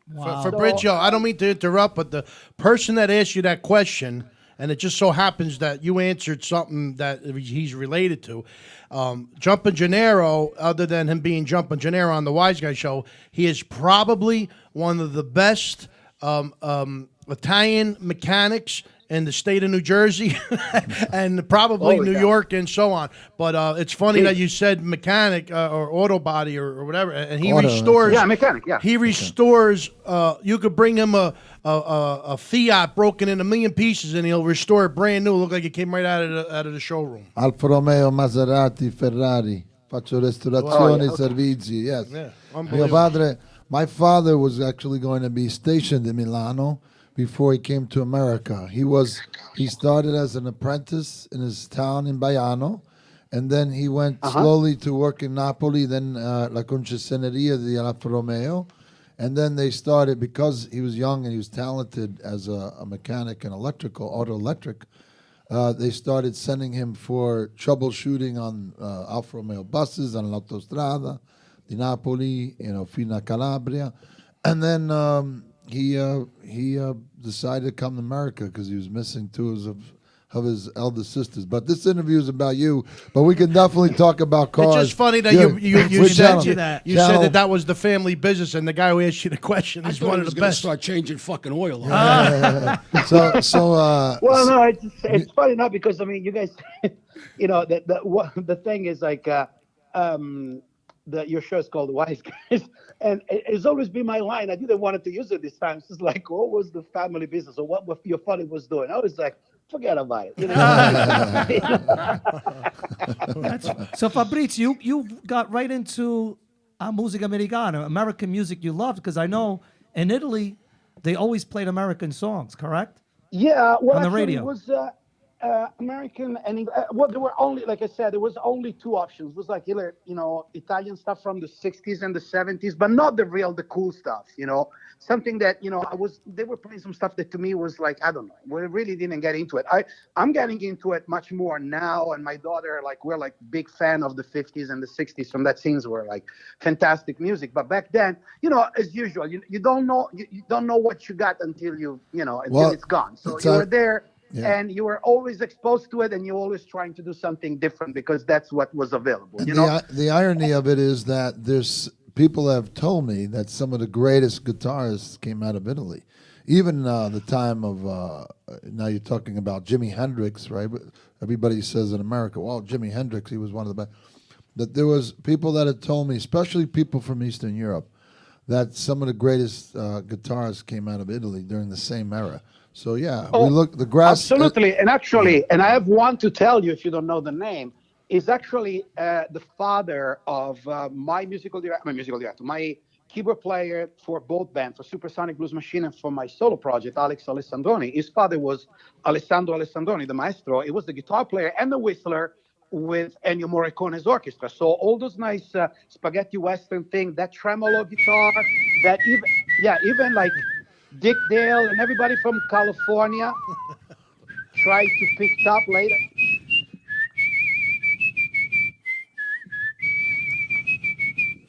It's like the guy. Fabrizio, you know that, landed Fabrizio? you landed right You're a on big planet of Wiseguyz for sure.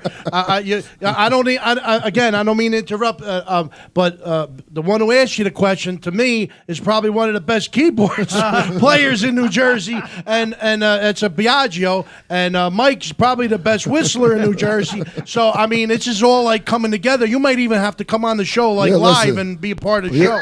You're gonna come as a co-host, and you're gonna jam in this. Actually, our new place is in a recording studio, by the way, and so acoustically, the room is. So when you come, you're gonna have to come in the studio, and we're gonna do a jam. Fabrizio, you don't mind me asking a lot of questions because what I do anyway, I know it's everything we're discussing music is I love the Italian music. So what I've been doing is going back, I Cugini di Campagni, you know, the different bands and all that. I Collage, I'm just naming some bands. I'm not sure if you're familiar with them. I Pooh, obviously. And I've been doing remixes of them, changing the beat up. But I'm reading right now that you collaborated with Alice Cooper. Yeah. And I I mixed just a couple of and I produced one track for him, and I mixed a single for my record. I mean, actually, I mixed a record a few years ago, and especially the single that he did with Slash. Oh wow! Because I just did a remix of "You and Me," the ballad he did from Alice Cooper. So it's just funny that I see cool. that. But look, I can't believe with Slash, Yeah. Ice-T. Wow. Zach Wild. I actually met Zach Wild. He did That Metal show, and I'm friends with the producer and the casting director, and hung out with him all after the show. Like, it was a great guy. Where you live now, Fabrizio? Don't mind me asking. I live actually very close to Zach Wild. I'm in Valencia. I live in Valencia. It's like 30 miles north of Los Angeles. Okay. Oh, Sorry. So you're in 25. California. I thought you were gonna say California. Spain, España. Yeah. I've been living in California since '96. I moved to the great. States in 1990. I came to New York. I was in New York, and I have some family. Obviously, like all the Italians have family. Some in Brooklyn, some in Staten Island. I know it's cliche. And I came to New York. I was living in the Upper West Side. Then I moved a little bit more towards Long Island in Forest Hills, Queens. I was with a band. We had a band house in Westbury, and we used to record other musicians, other bands, and people that used to play with us. And that's where kind of like my passion for productions and stuff came out. So when I moved out to California, I kept on developing that aspect, and became my main business. So you have a studio as well, Fabrizio, in Yeah. Los Angeles? Okay.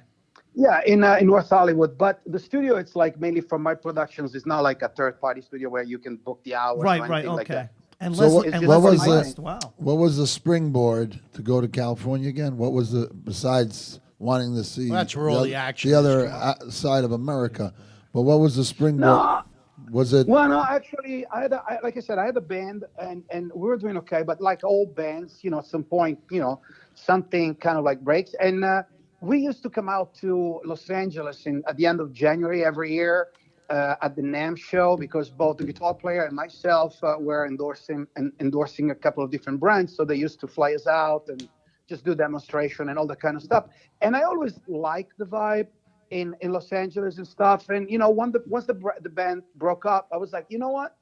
I need to try something, because again, I really love New York. It's my second home. I mean, I need to come there at least like once a year and all of that. But when it comes down to what I like, music that I like, and I'm into it, it was really difficult to meet people in New York. I mean, I can meet everyone, but not at the level that it is in New York. In other words, I always make this analogy, or this explanation. Basically, in New York, to meet somebody that was relevant to my business, that could have been potentially a good connection. In Los Angeles, I would go to a bar, and these people would be there. I mean, I would go to the Coconut Teaser, which was a club, or like a beer place, like a English pub kind of vibe, not too far where I used to live. And over there at night, you got the guys from Friends, the actors and all of these people, or Tommy Lee from Motley Crue used to hang there all the time. So it would just become, you get to know these people, not because of the business, but because they hang and you drink and all that kind of stuff. In New York, if I have to meet somebody relevant to my business, I would meet the girlfriend of the ex-roommate of my current girlfriend. They knew somebody that was the heck of a famous drummer. That was always my thing in New York. Wow. And again, New York is a jazz place, and some funk and all of that. But it was not really a place for rock and roll itself. At least the city. You had to go to Jersey or further in the A island, little or bit on Bleecker, Massachusetts. right? Yeah, but it was like that kind of Yeah. like stuff that I appreciate now, but back then was like the end of the 80s and 90s. I still like loud guitars and all of that. And the whole thing was changing. That was the beginning of grunge, and everybody was getting into the depressed mode, no guitar solos and all of that. So it kind of like wasn't really my scene at that sense. I mean, I loved, like I said, the city, the people, and all of that. But the music was not really what was uh, making me thick. But as soon as I came out to Los Angeles, I started to get a couple of gigs. I started to get busy, and this just became home. Well, let me just congratulate you on your specifics. You were like tuning into certain times of your life with such specific, points. It's pretty amazing. It's easy to follow as you're explaining it, and obviously you know music. You can tell you know your music. No Well, question. not really. Actually, you know what? I'm self-taught. I'm not educated. I didn't study. I had actually a bad teacher. I was admitted at the Conservatory in Milan to play upright, but I had such a. Can I say bad words on your show? Yeah, of course. Let it rip. I had this fucking prick of a teacher that it was like, dude, so stuck up and very, I don't know, generally, I think a teacher is supposed to be a person that motivates you, define your potential, and kind of like push you to develop yourself and your talent or whatever it is to the next level. This guy was very detrimental to everybody. And back then in Italy, the people that played classical music, we're like, jazz players here in the 70s or in the 90s, meaning I'm holier than thou, whatever else doesn't exist, just only jazz or only classical music. Back then, there was no even the connubius between classical and jazz in conservatories. It was just only classical. So that's what you had to study. I would show up with my, with my MC, long hair, AC/DC shirt, or, whatever it is. And obviously I was the outcast, and the guy would just get on my case as soon as I walk in the class. So to a point where kind of like he really pushed me away from study. I'm regretting that, but by the time I could, possibly afford to pay, to go to a music school like that could eventually get me better, I was already in my life where I had to work to make a living. So it was not even an option, and I was already playing with bands. So it's something that he always kind of like. Tell me. This is Jumping General. Tell me if I'm wrong. Isn't there an interesting dynamic happening in real time right now with rap? Meaning, like, there's so now you're talking about your time with interest in jazz and they're teaching classical, but isn't it like whatever's now being taught is what you were kind of starting to study, or what you were hoping you could study and perform, and now there's the new generation that's going back to the 70s, 80s hip-hop rap stuff from America and tapping into that, and Italy's not really ready for that, so I know well, actually, to be honest with you, Italy right now, when it comes down to music, it was actually a little bit better when I left, or in the early 90s, because it was like, I would say 50-50 in terms of domestic and import or international. Right now, in Italy, and only in Italy, in a lot of countries in the European community, and I think actually it was also Japan that started that trend, you're talking about 85% of the music that you hear being domestic, and for the majority, it's trap.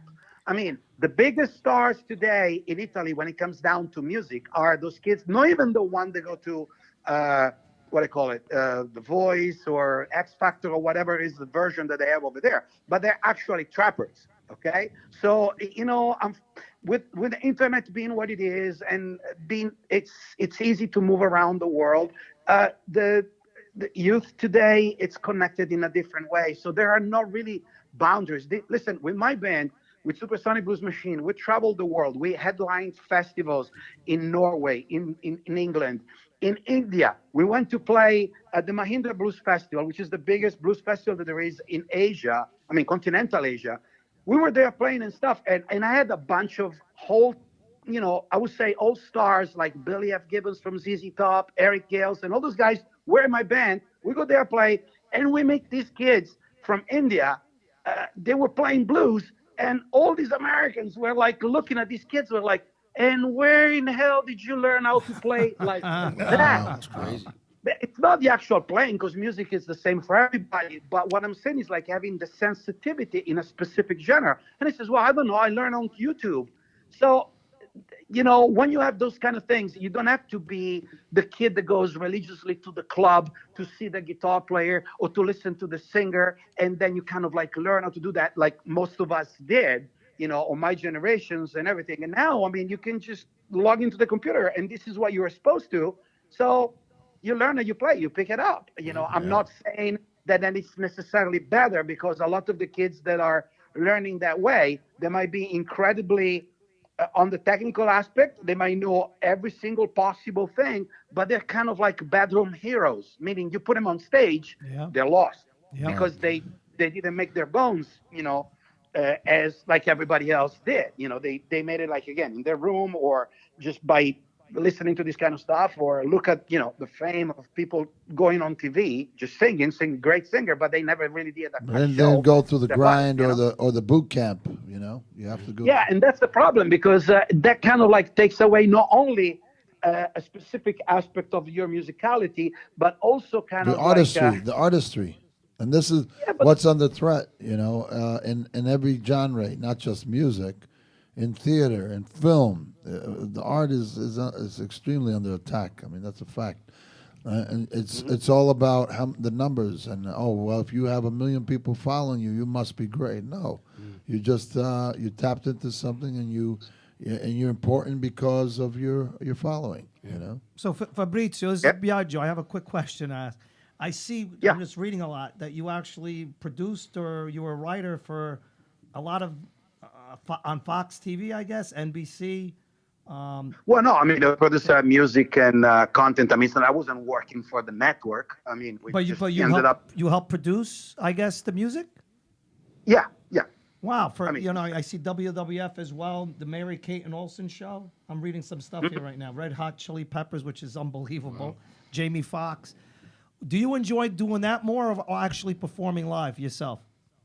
It's a two different thing. It's just two different passions of mine. It's I think I'm okay, and I'm really happy because I can do them both. I mean, I couldn't really see myself only performing, because after a while you wanted to kind of like, I like the feeling of starting off something new in the studio and just then come up and complete it, or going in with a different artist and just put together songs and everything. It's just a different kind of high, I would say, but it's a great one. And I think it works great with the performances. So it's not really that I like one more than the other. I think I like them equally, but they need to be there, both of them. It cannot just be one or the other, Got it. Yeah, listen, I'm honored to speak to you. I'm because I'm a musician, and I can't believe the stuff that you've done. Unbelievable. Hey, Fabrizio, this is Joey Cat. I could take care of that prick music teacher you had. I keep thinking about that fuck. I hate people like that. I really hate. Listen, I already got the guy taking care of him. It's really burning me up. All right, as long as you did, that's good. No, don't worry. That guy's not gonna bother nobody. Nobody. Good. It's not gonna bother nobody no more. Good. Fabrizio, it's not gonna be a problem. In October, if you're around, I don't know if you ever come to the Northeast here in New Jersey. Actually, I'm coming to New York in the middle of August, because my daughter just got a scholarship at Circle in the Square, because she's a singer and she performs with my band and everything, but she's also an actress. She just finished the actor studio and everything. But her passion, not mine, but it's music theater. I mean, you should hear her singing freaking Broadway shit. And I mean, both her mom and I were like blown away. So, we help her out, send out some stuff, talk to some people. One of my manager actually lives in New Jersey, and we kind of like hooked the whole thing up. So we need to come up there for a few weeks to make sure that, she gets the right apartment and all of that. So that's going to be my visit for this year, at least for New York, unless something happens with the band and everything stays open, because we might have some shows. Right, so there's something. But you know what? When you come here, I guess Annette has your number. We're doing something in August as well, but we're doing something big in October. If you're around, you could be our guest. I don't know if you know Umberto Tozzi. Of course I know. Okay. I mean, actually, I knew all of his band. Actually, the bass player that used to play with Umberto Tozzi was my first teacher in Milan, and Umberto Tozzi, musical director, was the manager and producer on my first band in Italy. And I love the guy. Let me ask you, what's the guitar? Was it Lee right now? What's his name? The guitar player who played for Umberto Tozzi. Am I saying it correctly? No, but Lee Rittenauer is like, I would say, it's like a studio giant. Right, he was a studio, but he played on some of his albums, I guess, or no? I have no idea, to be honest with you. Yeah, I think he did. That's why. But anyway, we're having Umberto Tozzi. We're doing an event here in New Jersey. So if you're around, we'd like to invite you to it. But I also just and so that's you know, first announcement of that, Biagio. Just so you know, now everybody's going to be flocking and ringing. But also, you were supposed to keep that. We're supposed to keep it on the low. No more low. Now you tell everybody. You let it out of the bag, man. It's all right. It's too late. We have to edit it. Uno, due, tre, so. But if your daughter, I was going to say, maybe she could sing at our event as well. But when Umberto Tozzi there. Yeah, and she will blow her away, because she's really something. Okay. But you know what? It's like, because you're doing this thing, because when I was living in New York, actually, with my cousin, I used to bring a lot of Italian artists from the 60s and the 70s to perform for the Italian community. Yes, actually them. Figured. Cugini di Campagna, Mal, and a bunch of different people. I mean, Casa Italiana in South Orange. In South Orange. You remember that one? In Newark. In Newark. That was Newark. South Orange Avenue. Yeah, we used to do. I mean, we did shows for them. I mean, in a lot of different places. Actually, we ended up doing things at the casino where in Connecticut, the Foxwoods.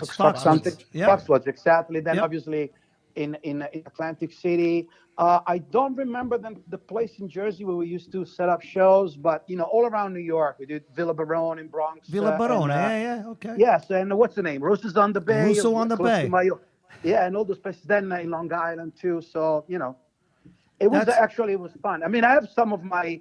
Let's do that. Some Wiseguyz story related to that period of my life. And one day I will write the book, but I will have to join the witness protection program. Well, listen, I would love to see if we can maybe we meet should up do. somehow. You just reach out when you're coming out, and we'll take you to our family place, the most beautiful view of New York. Yeah, if you're in Sinatra New York, Park. yeah. Wiseguyz, in dedication to Frank Sinatra. We have a beautiful restaurant there. And beautiful. And we can meet and talk some more. Yeah, stay in contact you got my with us number. for sure. Well, I'll send you. If this is a cell phone number, I'll text you my emails. Let's exchange contacts. He's got my number. That's perfect. That's Biagio. Actually, that's Biagio's cell number. We're using his phone to do the interview. But you could call him and let us know when you're coming in town. You set this all up, like you said. Hopefully, maybe get your daughter to perform. Yeah. Have you be a guest. We'll eat dinner at the Blue Eyes Restaurant on the waterfront in Hoboken, New Jersey, overlooking New York City. Hey, thank you so much. That would be an honor. But I will tell you something. I don't know if it really means something like they say in the movie, but I did actually indeed shake Sinatra's hand. Oh, wow. really? Wow. So Fabrizio, Yes, he did. He performed in Milan in 1988. Wow. And this is like one of the story. The girlfriend of my back then guitar players, the father of this girl was actually a fairly big name in the political scene of Milan. And they got us in this place.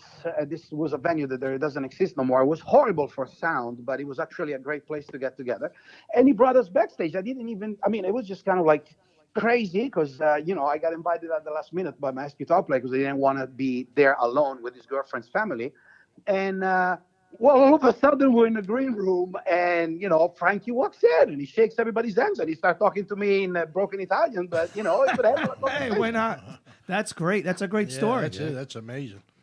That's it. Yeah. That is. Well, hey, Fabrizio, you have any websites you would like to mention, or any Absolutely. social For media? everybody, my personal website is fabriziogrossi.com, but it also can be reached if you type in my solo band, which is soulgarageexperience.com. It will tell you everything about what we're up to, because we're about to release a record with Soul Garage Experience. And also my other one for my big band, the one that has all the stars in it, from Kenny Aronoff, Billy F. Gibbons, and Warren Haynes, and and Steve Lukather, and all those cats. That's called Supersonic Blues Machine, and so supersonicbluesmachine.com. And the same thing, it's on all the social media, so Facebook, Instagram, and all of that, / Supersonic Blues Machine. You said Soul Garage, yeah? Soul Garage Experience. Okay. That's my solo band. That's great. Well, Yeah, I like to hear your stuff. Absolutely. Yeah. Well, get on YouTube, Soul Garage Experience. There are already 2 singles out there, and that's the preview. The next single is coming out in 3 weeks, and then the record is going to come out in the early of September. We're going to be pushing some other stuff, and actually, I think we're going to be doing something over there too. Like I mentioned, my manager lives there in New Jersey. I mean, the company's in Chicago, but he's in New Jersey. So I know that I'm going to come out to do some radio promos and all that kind of stuff, but they didn't tell me exactly when. It would be like a really visit, quick in and out, but I'll let you guys know. So Well, maybe you'll even perform live in our studio. Yeah, let us know, Fabrizio. Let me know if you're coming here. We'll try to meet up if it's possible. If time, if you have the time. Absolutely. Well, but Fabrizio, this is Freddie the Fireman. I want to thank you so much. But you got Biagio's number, and that's got your contact number. Please keep us in mind when you're coming to this area. You don't need any security. And none of your friends, never got to worry about that. Trust me on that. No, you don't. And you'll never starve with us. No, and you'll never starve, and you'll never forget having a nice time. And I'm telling you, either call Biagio, contact Biagio. You keep his number, save it, and check him out on Facebook. I'm telling you, you'll be very impressed by a lot of the stuff that he's done and we've done with him. We need to exchange emails and stuff like that, so I can see all the names and stuff, and I can do the proper researches. That's great. My memory spans in these days is kind of like. And then you wanted to ask something? You want? Okay, all right. Well, Fabrizio, we want to thank you so much. It's an honor. It is. It's a very honor, and we're looking forward. August, we're on vacation. We got we don't do any shows in August, so we're free all of August. So please reach out to us, and always, if you're on Facebook too, if there's anything you want to share on our page, let us know any events that you're doing. We got some people in California, and please let us know when you're in town, and we're gonna have a nice time. Beautiful. Well, you guys are too nice. It's been a pleasure. Like I said, I kind of like you brought me back like freaking 25 years, and whoa, I feel like I'm back in New York. So I love the talks. New York. So yeah, I'm gonna send you now my email. Thank you so much for having me. Can you? Grazie, Fabrizio. We got to give you Fabrizio, wait a minute. We're gonna let you do the countdown, and then we're gonna celebrate with the closing atto. Go ahead. 3. Uno. You gotta say. I said backwards. Okay. Backwards. 1, 2, 3. Atto! Thank you so much, Fabrizio Grossi. And we look forward to seeing you in August. And be safe out there, and give us a call and let us know when you're in town. Absolutely. Thank you, guys. Thank you so much. Thank you, Fabrizio. Ciao. Ciao, ciao. Ciao. Wow, that was a great interview, man. I'm telling you, unbelievable interview. Now, real quick before we go, we're gonna go right to a video with Celebrity Boxing, the press conference, where I interview the boss man Damon Feldman, and we show what it was like there. Enjoy the video, and we'll be back closing off the Wiseguyz show. Entertainment legends return to the spotlight in a whole new way. Celebrity boxing. Former icons step into the ring as NBA champion Lamar Odom battles recording artist Aaron Carter with special guest referee Chuck Liddell. And watch a reality TV grudge match between Love and Hip Hop Cisco Rosado and Grammy-nominated rapper Peter Guns, featuring guest referee Rich Dollars. It's a knockout night of superstars hosted by Ice-T and Coco. Celebrity Boxing, live Friday, June 11th on pay-per-view. Show. I'm here at the Showboat in Atlantic City. Look at this beautiful little setup they have here for the celebrity boxing press conference, the undercard press conference. As you can see around the top, all the posters to promote the celebrity boxing. Here's one right here, as you can see. Got it, but we're going to be doing some talking with some of the fighters, and well, we're going to see what's going on. And I don't want to go too crazy with the interviews because there's going to be interviews before the actual fight on June 11th. But tonight we're going to see how these fighters are ready to go, and it's going to be a nice night. So here we are at the Showboat in Atlantic City. Beautiful. They got an arcade room in the back similar to like a Dave & Buster's. You got to try to come out here and check it out. It's a beautiful night. But if not, we'll continue with the video and move on. As you can see, the boss man, Damon Selman, the owner of Celebrity Boxing. I got Jumpin' Gennaro in the house. Absolutely. Listen, the energy is unbelievable. This is really starting to happen right now. We're ready to go on at 7:30, and everything is just absolutely wonderful. We're here to represent, and stay tuned because you're going to see a lot of magic happen. We got a lot of fighters coming in now, slowly.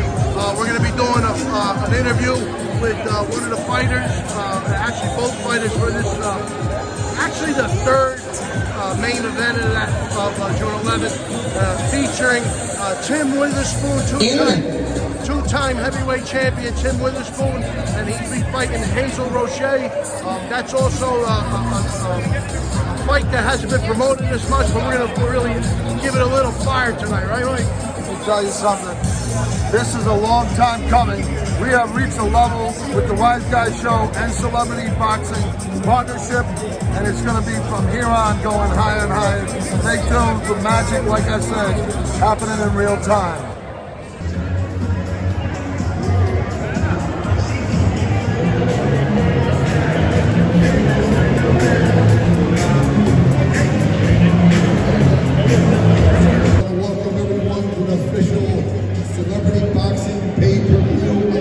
Match, event, press conference. I want to thank Bart Gladstein and everybody, his whole staff, Steve Sharkey, everybody at the Showboat here who helped put this together. I'm real excited. What's that?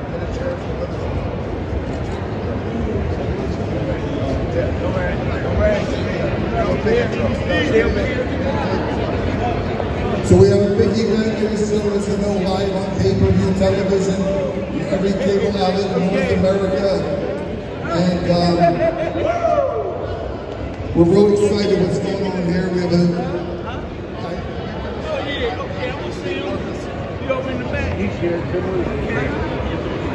So, just a very way to step back a little and introduce everybody here. Our team, right here, this gentleman here is one of our partners. We're really excited to have him on board. He's helped take the celebrity boxing to another level. Him and Micah, this is Haroon Kamal, ladies and gentlemen. The gentleman over here, he's the king of Bitcoin. He's involved with us. He may be stepping in the ring soon. Bitcoin Roger's in the house. The gentleman over here, we're going to introduce him when he's fight, because he's one of the featured attractions. Ladies and gentlemen, put your hands together to the two-time heavyweight champion of the world, Terrible Tim Witherspoon. And before I get started with the other card matches, I'd like to welcome WWE legend, ECW legend, Celebrity Boxing is going to be getting the first ever Hall of Fame award for Celebrity Boxing. Ladies and gentlemen, let's say hello to the Sandman. What's up, Sandman? He's not drinking tonight, so. What's up, Jan? And a shout out to the Wiseguyz shows. I'm at Mike Davis, Juggernaut Security. And this is our promo model today, Karina Ashley, ladies and gentlemen.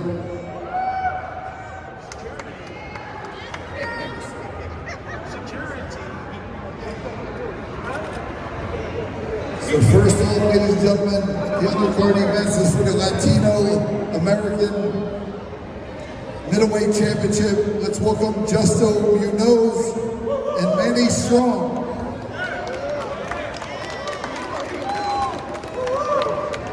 I'll have you guys say a few words.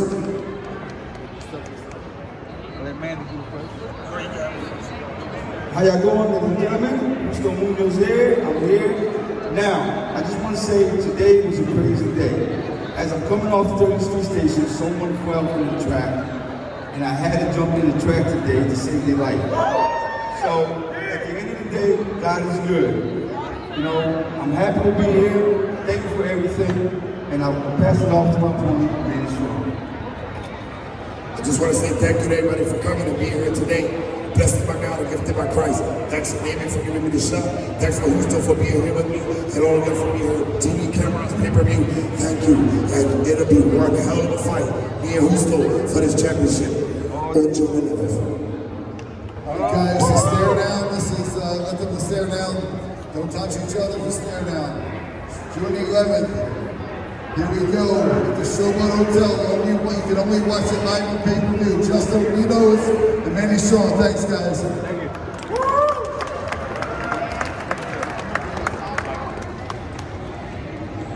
Next up, ladies and gentlemen, his opponent's not here, but I'd like to welcome him.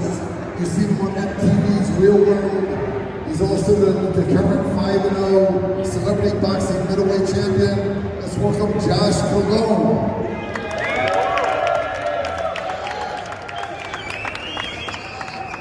I'm going to say a few words. Obviously, your opponent's not here, but say a few words.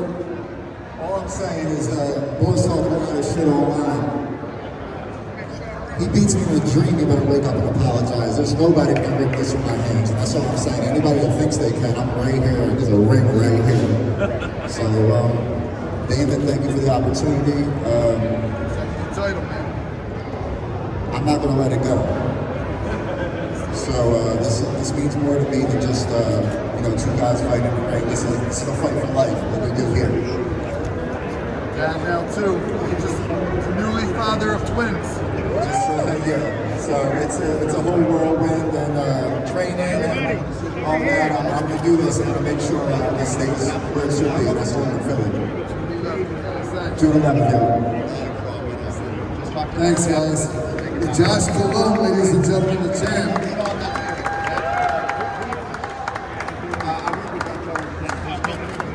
Also, shout out to our manager, Linda Finelli, and the producer, Tina DeVito, ladies and gentlemen. Also, DJ Sound and Lighting, Dominic and Renee, the incredible team. Thanks, Josh Colon. You're doing a quick interview with me. You're always running. Hey, I'm here with the boss man, Damon Feldman of Celebrity Boxing. Damon, first I want to say amazing job with not just the fights, but the place that we're holding it. Damon, what's going on? Real excited. I'm glad the Wiseguyz are in the house, man, and it's like, this is surreal, man. Shit's happening, and thank you God every day, man. Well, we know the Lamar Odom Carter's fight's going to be big. The Peter Guns Rosado fight's going to be big. We wanted to bring that Tim Witherspoon and Roche fight, blow that up as well. That's like 3 main events. Be great. Plus, we got Chuck Liddell, man, Ice-T Coco, and the Wiseguyz will be there. That's right. So, Damon, thank you so much. We'll see you June 11th, and we wish you so much more in the future. June 11th, man, pay-per-view. Listen, I just want to say, everybody, we've been here at the Showboat with Damon Feldman here, Tina DeVito, and the crew, and this place has been inspired by him, just as he has inspired and been inspired, and he's inspired us. We're in the journey with him together, and let me tell you, it's going to be amazing. We got to do an Atso again. Ready? 1, 2, 3, Atso! I'm here at Celebrity Boxing. I'm here with James Raffone, and he's got a special. We talked to him about this already in Philly, but we have a special announcement. Jim's going to say why he's fighting, and we want to make it clear in case we missed anything at the press conference in Philly. So what's going on, Jim? So I'm here tonight to support Celebrity Boxing. I'm so grateful they gave me this platform to talk about Duchenne muscular dystrophy. Unfortunately, it's a terminal muscle wasting disease that my son happens to suffer from, and about 300,000 other boys around the world. So I'm here to raise awareness, raise funds for this fight, because we're trying to bring a therapy all the boys who have this terrible disease, but it costs a lot of money that right now is not commercialized, and we need to fund it to get it to these children to save their lives. Now, what's going on here? I mean, not to change the subject, because why? This is the second press conference, and your fighter has not shown up yet. I haven't seen him, right? What's going on? Yeah, I think he's a little worried. I'm not sure what's happening here, but you know, the word is he is a professional wrestler, not necessarily a boxer. It's a different arena, right? But we'll see what happens. All right. Well, listen, we're going to do a pre-fight interview with you, Mike. How long you been training? I mean, you look like you're in great shape. Thank you. I'm just about maybe 13 weeks out since I've been training. My coach was just here, Amamu Mayfield, who is a cruiserweight champion back in the early 90s. The guy's still in amazing shape. He's an amazing coach, and whatever I display out there, I owe to him. And unfortunately, if I lose, that's on me. But he's been doing a great job training me. I love the mission. I love your determination, and thank you for representing. I think more people should do great things for humanity. Of course, it's far more personal, and I can't even begin to imagine. But we're going to be there with you in spirit, brother. Thank you. Thank you very much. I appreciate it. Thank you, James Raffone. He'll be taking on he has a Tommy Scarbone.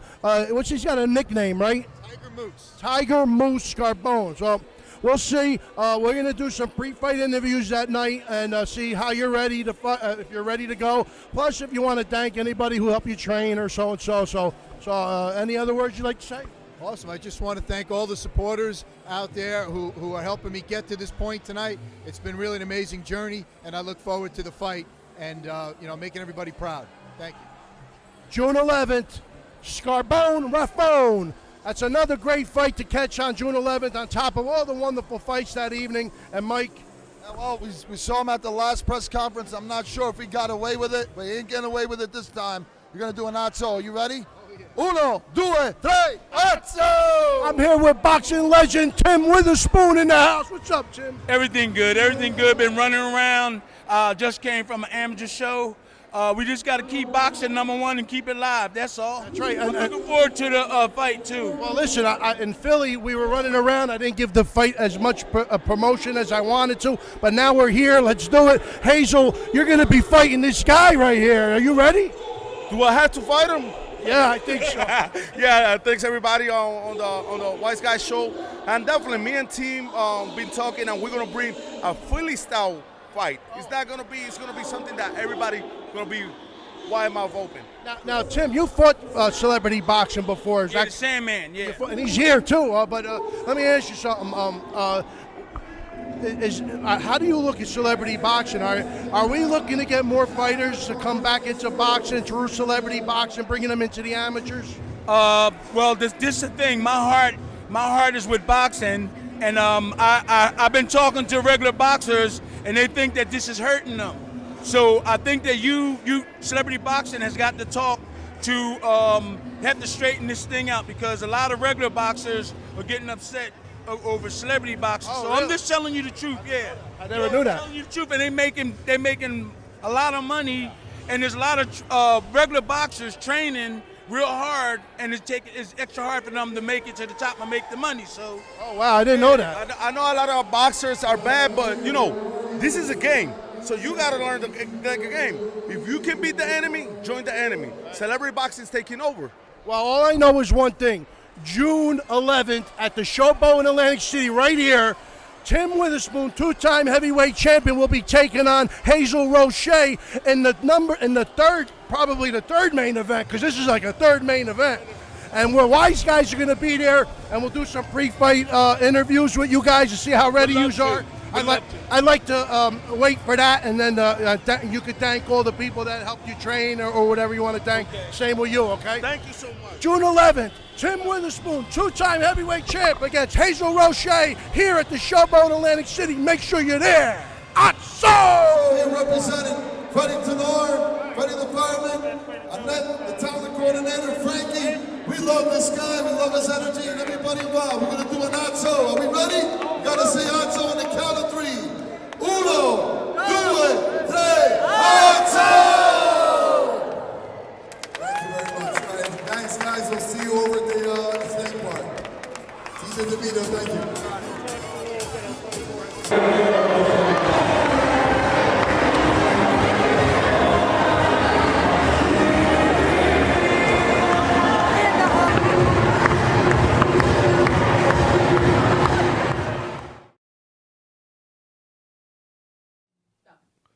right, well, that was like an amazing night at the Showboat in Atlantic City. If that was the press conference, can you only imagine when Ice-T's there, Chuck Liddell?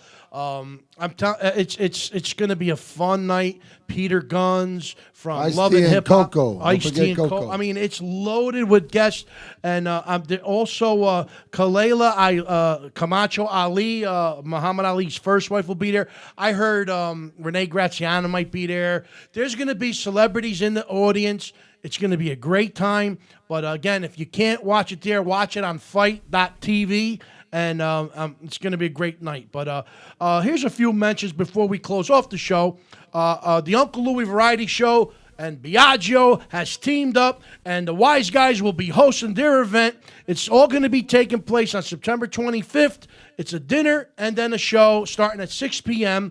And it's in Philadelphia, PA, at Galdo's Catering and Entertainment. We want to thank Tony Napoli for their manager. Thank you, Tony. What a great job, and I'm telling you, Tony, you're the best. I do want to mention there's a 40th anniversary of the movie Slapshot. The Hanson brothers, our good friends, all the Hanson brothers, they want you to go to the hansonbrothers.net and look for their autograph. The three Hanson brothers. Look, if you like that movie Slapshot and you're a big hockey fan, you got to have a Slapshot Hanson brothers, all three autograph photo for your collection, because they are the movie, on top of Paul Newman as well, but all the other character and actors. But the Hanson brothers are an iconic group in Hollywood from the movie Slapshot. Please go to their website, hansonbrothers.net, and request an autograph. And also, we want to congratulate our good friend and I could say partner in Italy, Massimiliano Ferrara, on his Columbus International Award live stream that took place the other day. It was an amazing performance, live stream, and we want to congratulate Emilio Butaro for winning the award, and Massimiliano, God bless you and all you do for the Italian community and the Italian-American community in the United States. Also, Artie Hoffman, our Wiseguyz Show official psychic, Angels and Answers. We've been posting his stuff. We'll be having him back soon. And his assistant, Mona Lisa, doing a great job. Also, I'm happy to see our good friend Jerry Castaldo, who's back to performing live. And I want to mention him especially because he introduced us, or we met him through Ronnie Giles.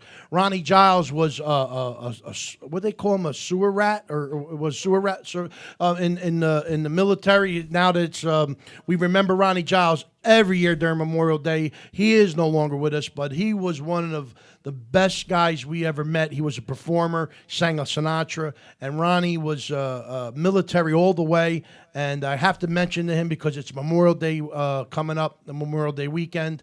And I got to say, just stay tuned to the Wiseguyz Show. We got a lot of good stuff happening. Our next show, June 9th, will feature Fred Schneider, the lead singer of the B-52s. We bring it all here. This is big time, and I can't even mention our the other guests we have because it's not confirmed yet. But you're gonna love that too. They'll be in studio if confirmed. And then our friend Deborah Toscano, she'll be performing this Saturday night, Memorial Day weekend, at Carmela's Pizzeria Ristorante in Franklin Square, 910 Hempstead Turnpike and Franklin Square. And tell her the Wiseguyz Show sent you. It's between 6:30 and 10:30. I'm sure the food there is great, or she wouldn't be performing there. Deborah Toscano does a lot for the Wiseguyz Show, and I want to thank her for always letting us know about her events. And that about wraps it up on my end. Anybody, Joe, Kat, you want to say anything? Yeah, I'm good. You're good. You got to say something. I got to say something. What's going on with Joey Cat these days? Well, I'm doing my movie con. That's coming up in July. Okay. You know that. I can't wait for that. I'm still filming Mob King in Miami. That's going to be something else. Yeah. Ciro's got it going on here. Yep. I think I'm going to fly back in 2 or 3 weeks. He's got to go to Spain. He's doing some big thing in Spain. I believe for BMW. And probably the end of June, I'm going back to Miami. Nice. Well, you're going to be with us through the summer, or are you going back to Miami in the summer? I'm going to be here. Okay. I'm just going to go back to work a little bit and kick some ass over there. Sell some cocaine. Sell some cocaine with Mike Dineen. You get a book, you get an 8-ball. Yeah, but he's going to be at virtual cons, right? Yeah. Yeah, that's July. Yeah, we're going to have a lot of fun. Okay. We're going to have a lot of fun. This is going to be a great summer when things opening up. And Biagio, you let the cat out of the bag, so you might as well give a little rundown on it so people want to know. Go ahead, let it go. Might as well. Well, no, we're looking to do something possibly in July or August, outdoor again. I don't want to name who the person's going to be right now, but we're going to have another disco act, if you want to talk it like that. Give him a little taste. I don't want to let it out yet because I got to make sure it's got to be contracts are confirmed. signed. Yeah, a lot of cats are out of the bed tonight. But we're there's a lot of stuff going to go on. We're going to probably be traveling more than hopefully as things open up. So there's a lot of shows that we're looking at in Florida and Montreal, maybe even going to Las Vegas. Wow.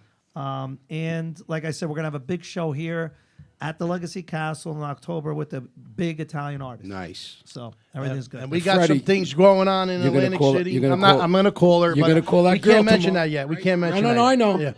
We got things going on in Atlantic City, and big things going on in Atlantic City. So we're gonna get involved a little more also with AC Mike, who's got a lot of pull out there. It's gonna help us, and we're gonna rock the house, Atlantic City. Let me tell you something. We're gonna bring some good stuff, or some good entertainment. We're gonna get you all back out of the house, enjoying time with your friends, your family, with us.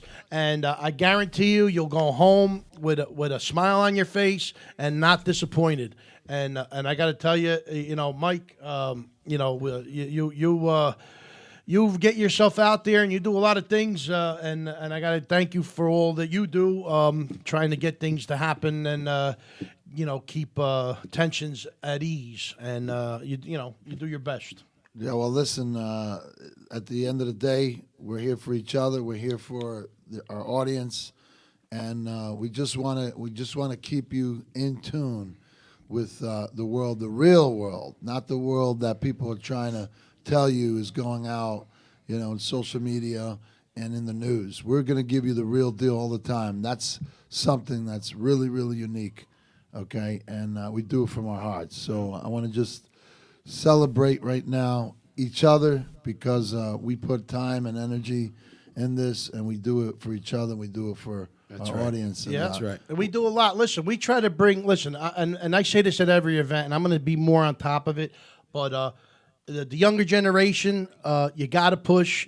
If you're, you got to push the younger generation to carry on the tradition of the Italian American culture in the United States. Right. Our heritage is important to preserve, and we need to keep on our younger generations. Even though a lot of them don't want to listen, they don't care.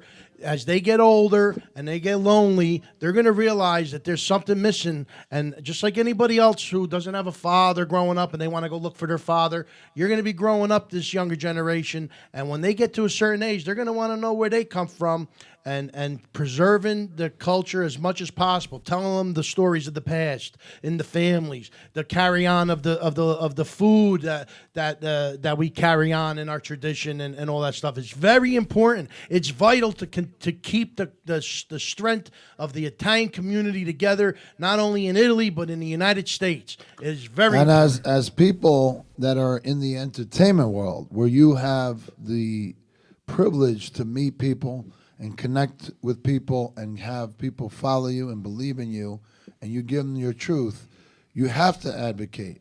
We had that great interview with Robert Davi, and we knew already that he was pro in preserving and protecting our culture, but we learned a lot more than we ever did in that interview. And what I find out even more is a Jersey boy, Joe Piscopo, is a great advocate. We see him leading the Columbus Day parade in New York when they're trying to get it back. Taromo. Okay, And so they're not afraid. They're not hiding. They're using their gift of their talent and connecting with people and have their following, and they're advocating. And that's the difference. You know, they're giving back, and they're truly protecting our culture. If you allow anybody in this world, okay, to take advantage of you and everybody stay quiet and do nothing about it, it's going to happen. You're going to have no more say. You're going to have no more at all say in anything in the future. So you have to defend what's rightfully ours. Right. Bravo. And we want to leave off. We want to thank our guest, Michael Dineen of Suburban Gangsters. A great interview. Pick up his book, Suburban Gangsters, on Amazon.com. And also Fabrizio Grossi, Italian legend, music legend. Check him out. Joining us sometime in August, and I'm sure I'm speaking on behalf of all the wise guys. We really wish all of everybody a very happy and safe Memorial Day weekend. And we also would like to say, please remember your loved ones who are no longer with us. Don't just have that barbecue and have a great time and just forget. Those people are always to be remembered, whether it's military, family, EMS, emergency worker, anything in your history of your family, even your own family member. If they're no longer with you, just like I said, if you're going to have a drink on Memorial Day weekend, have a drink and toast it to that person who you love so much who's no longer there, because it's their memory that keeps us going. And hopefully one day we all meet together somewhere up in heaven. And and please don't drink and drive, and drive safely. And that's all I have to say. And are we good? And keep making that Sunday gravy. And that mozzarella. That's right. And that sauce. All right, so we're going to leave off with a Memorial Day Azzo. Ready? Uno, due, tre, Azzo! Happy Memorial Day. Drive safely. Be safe. God Happy bless. Memorial Day.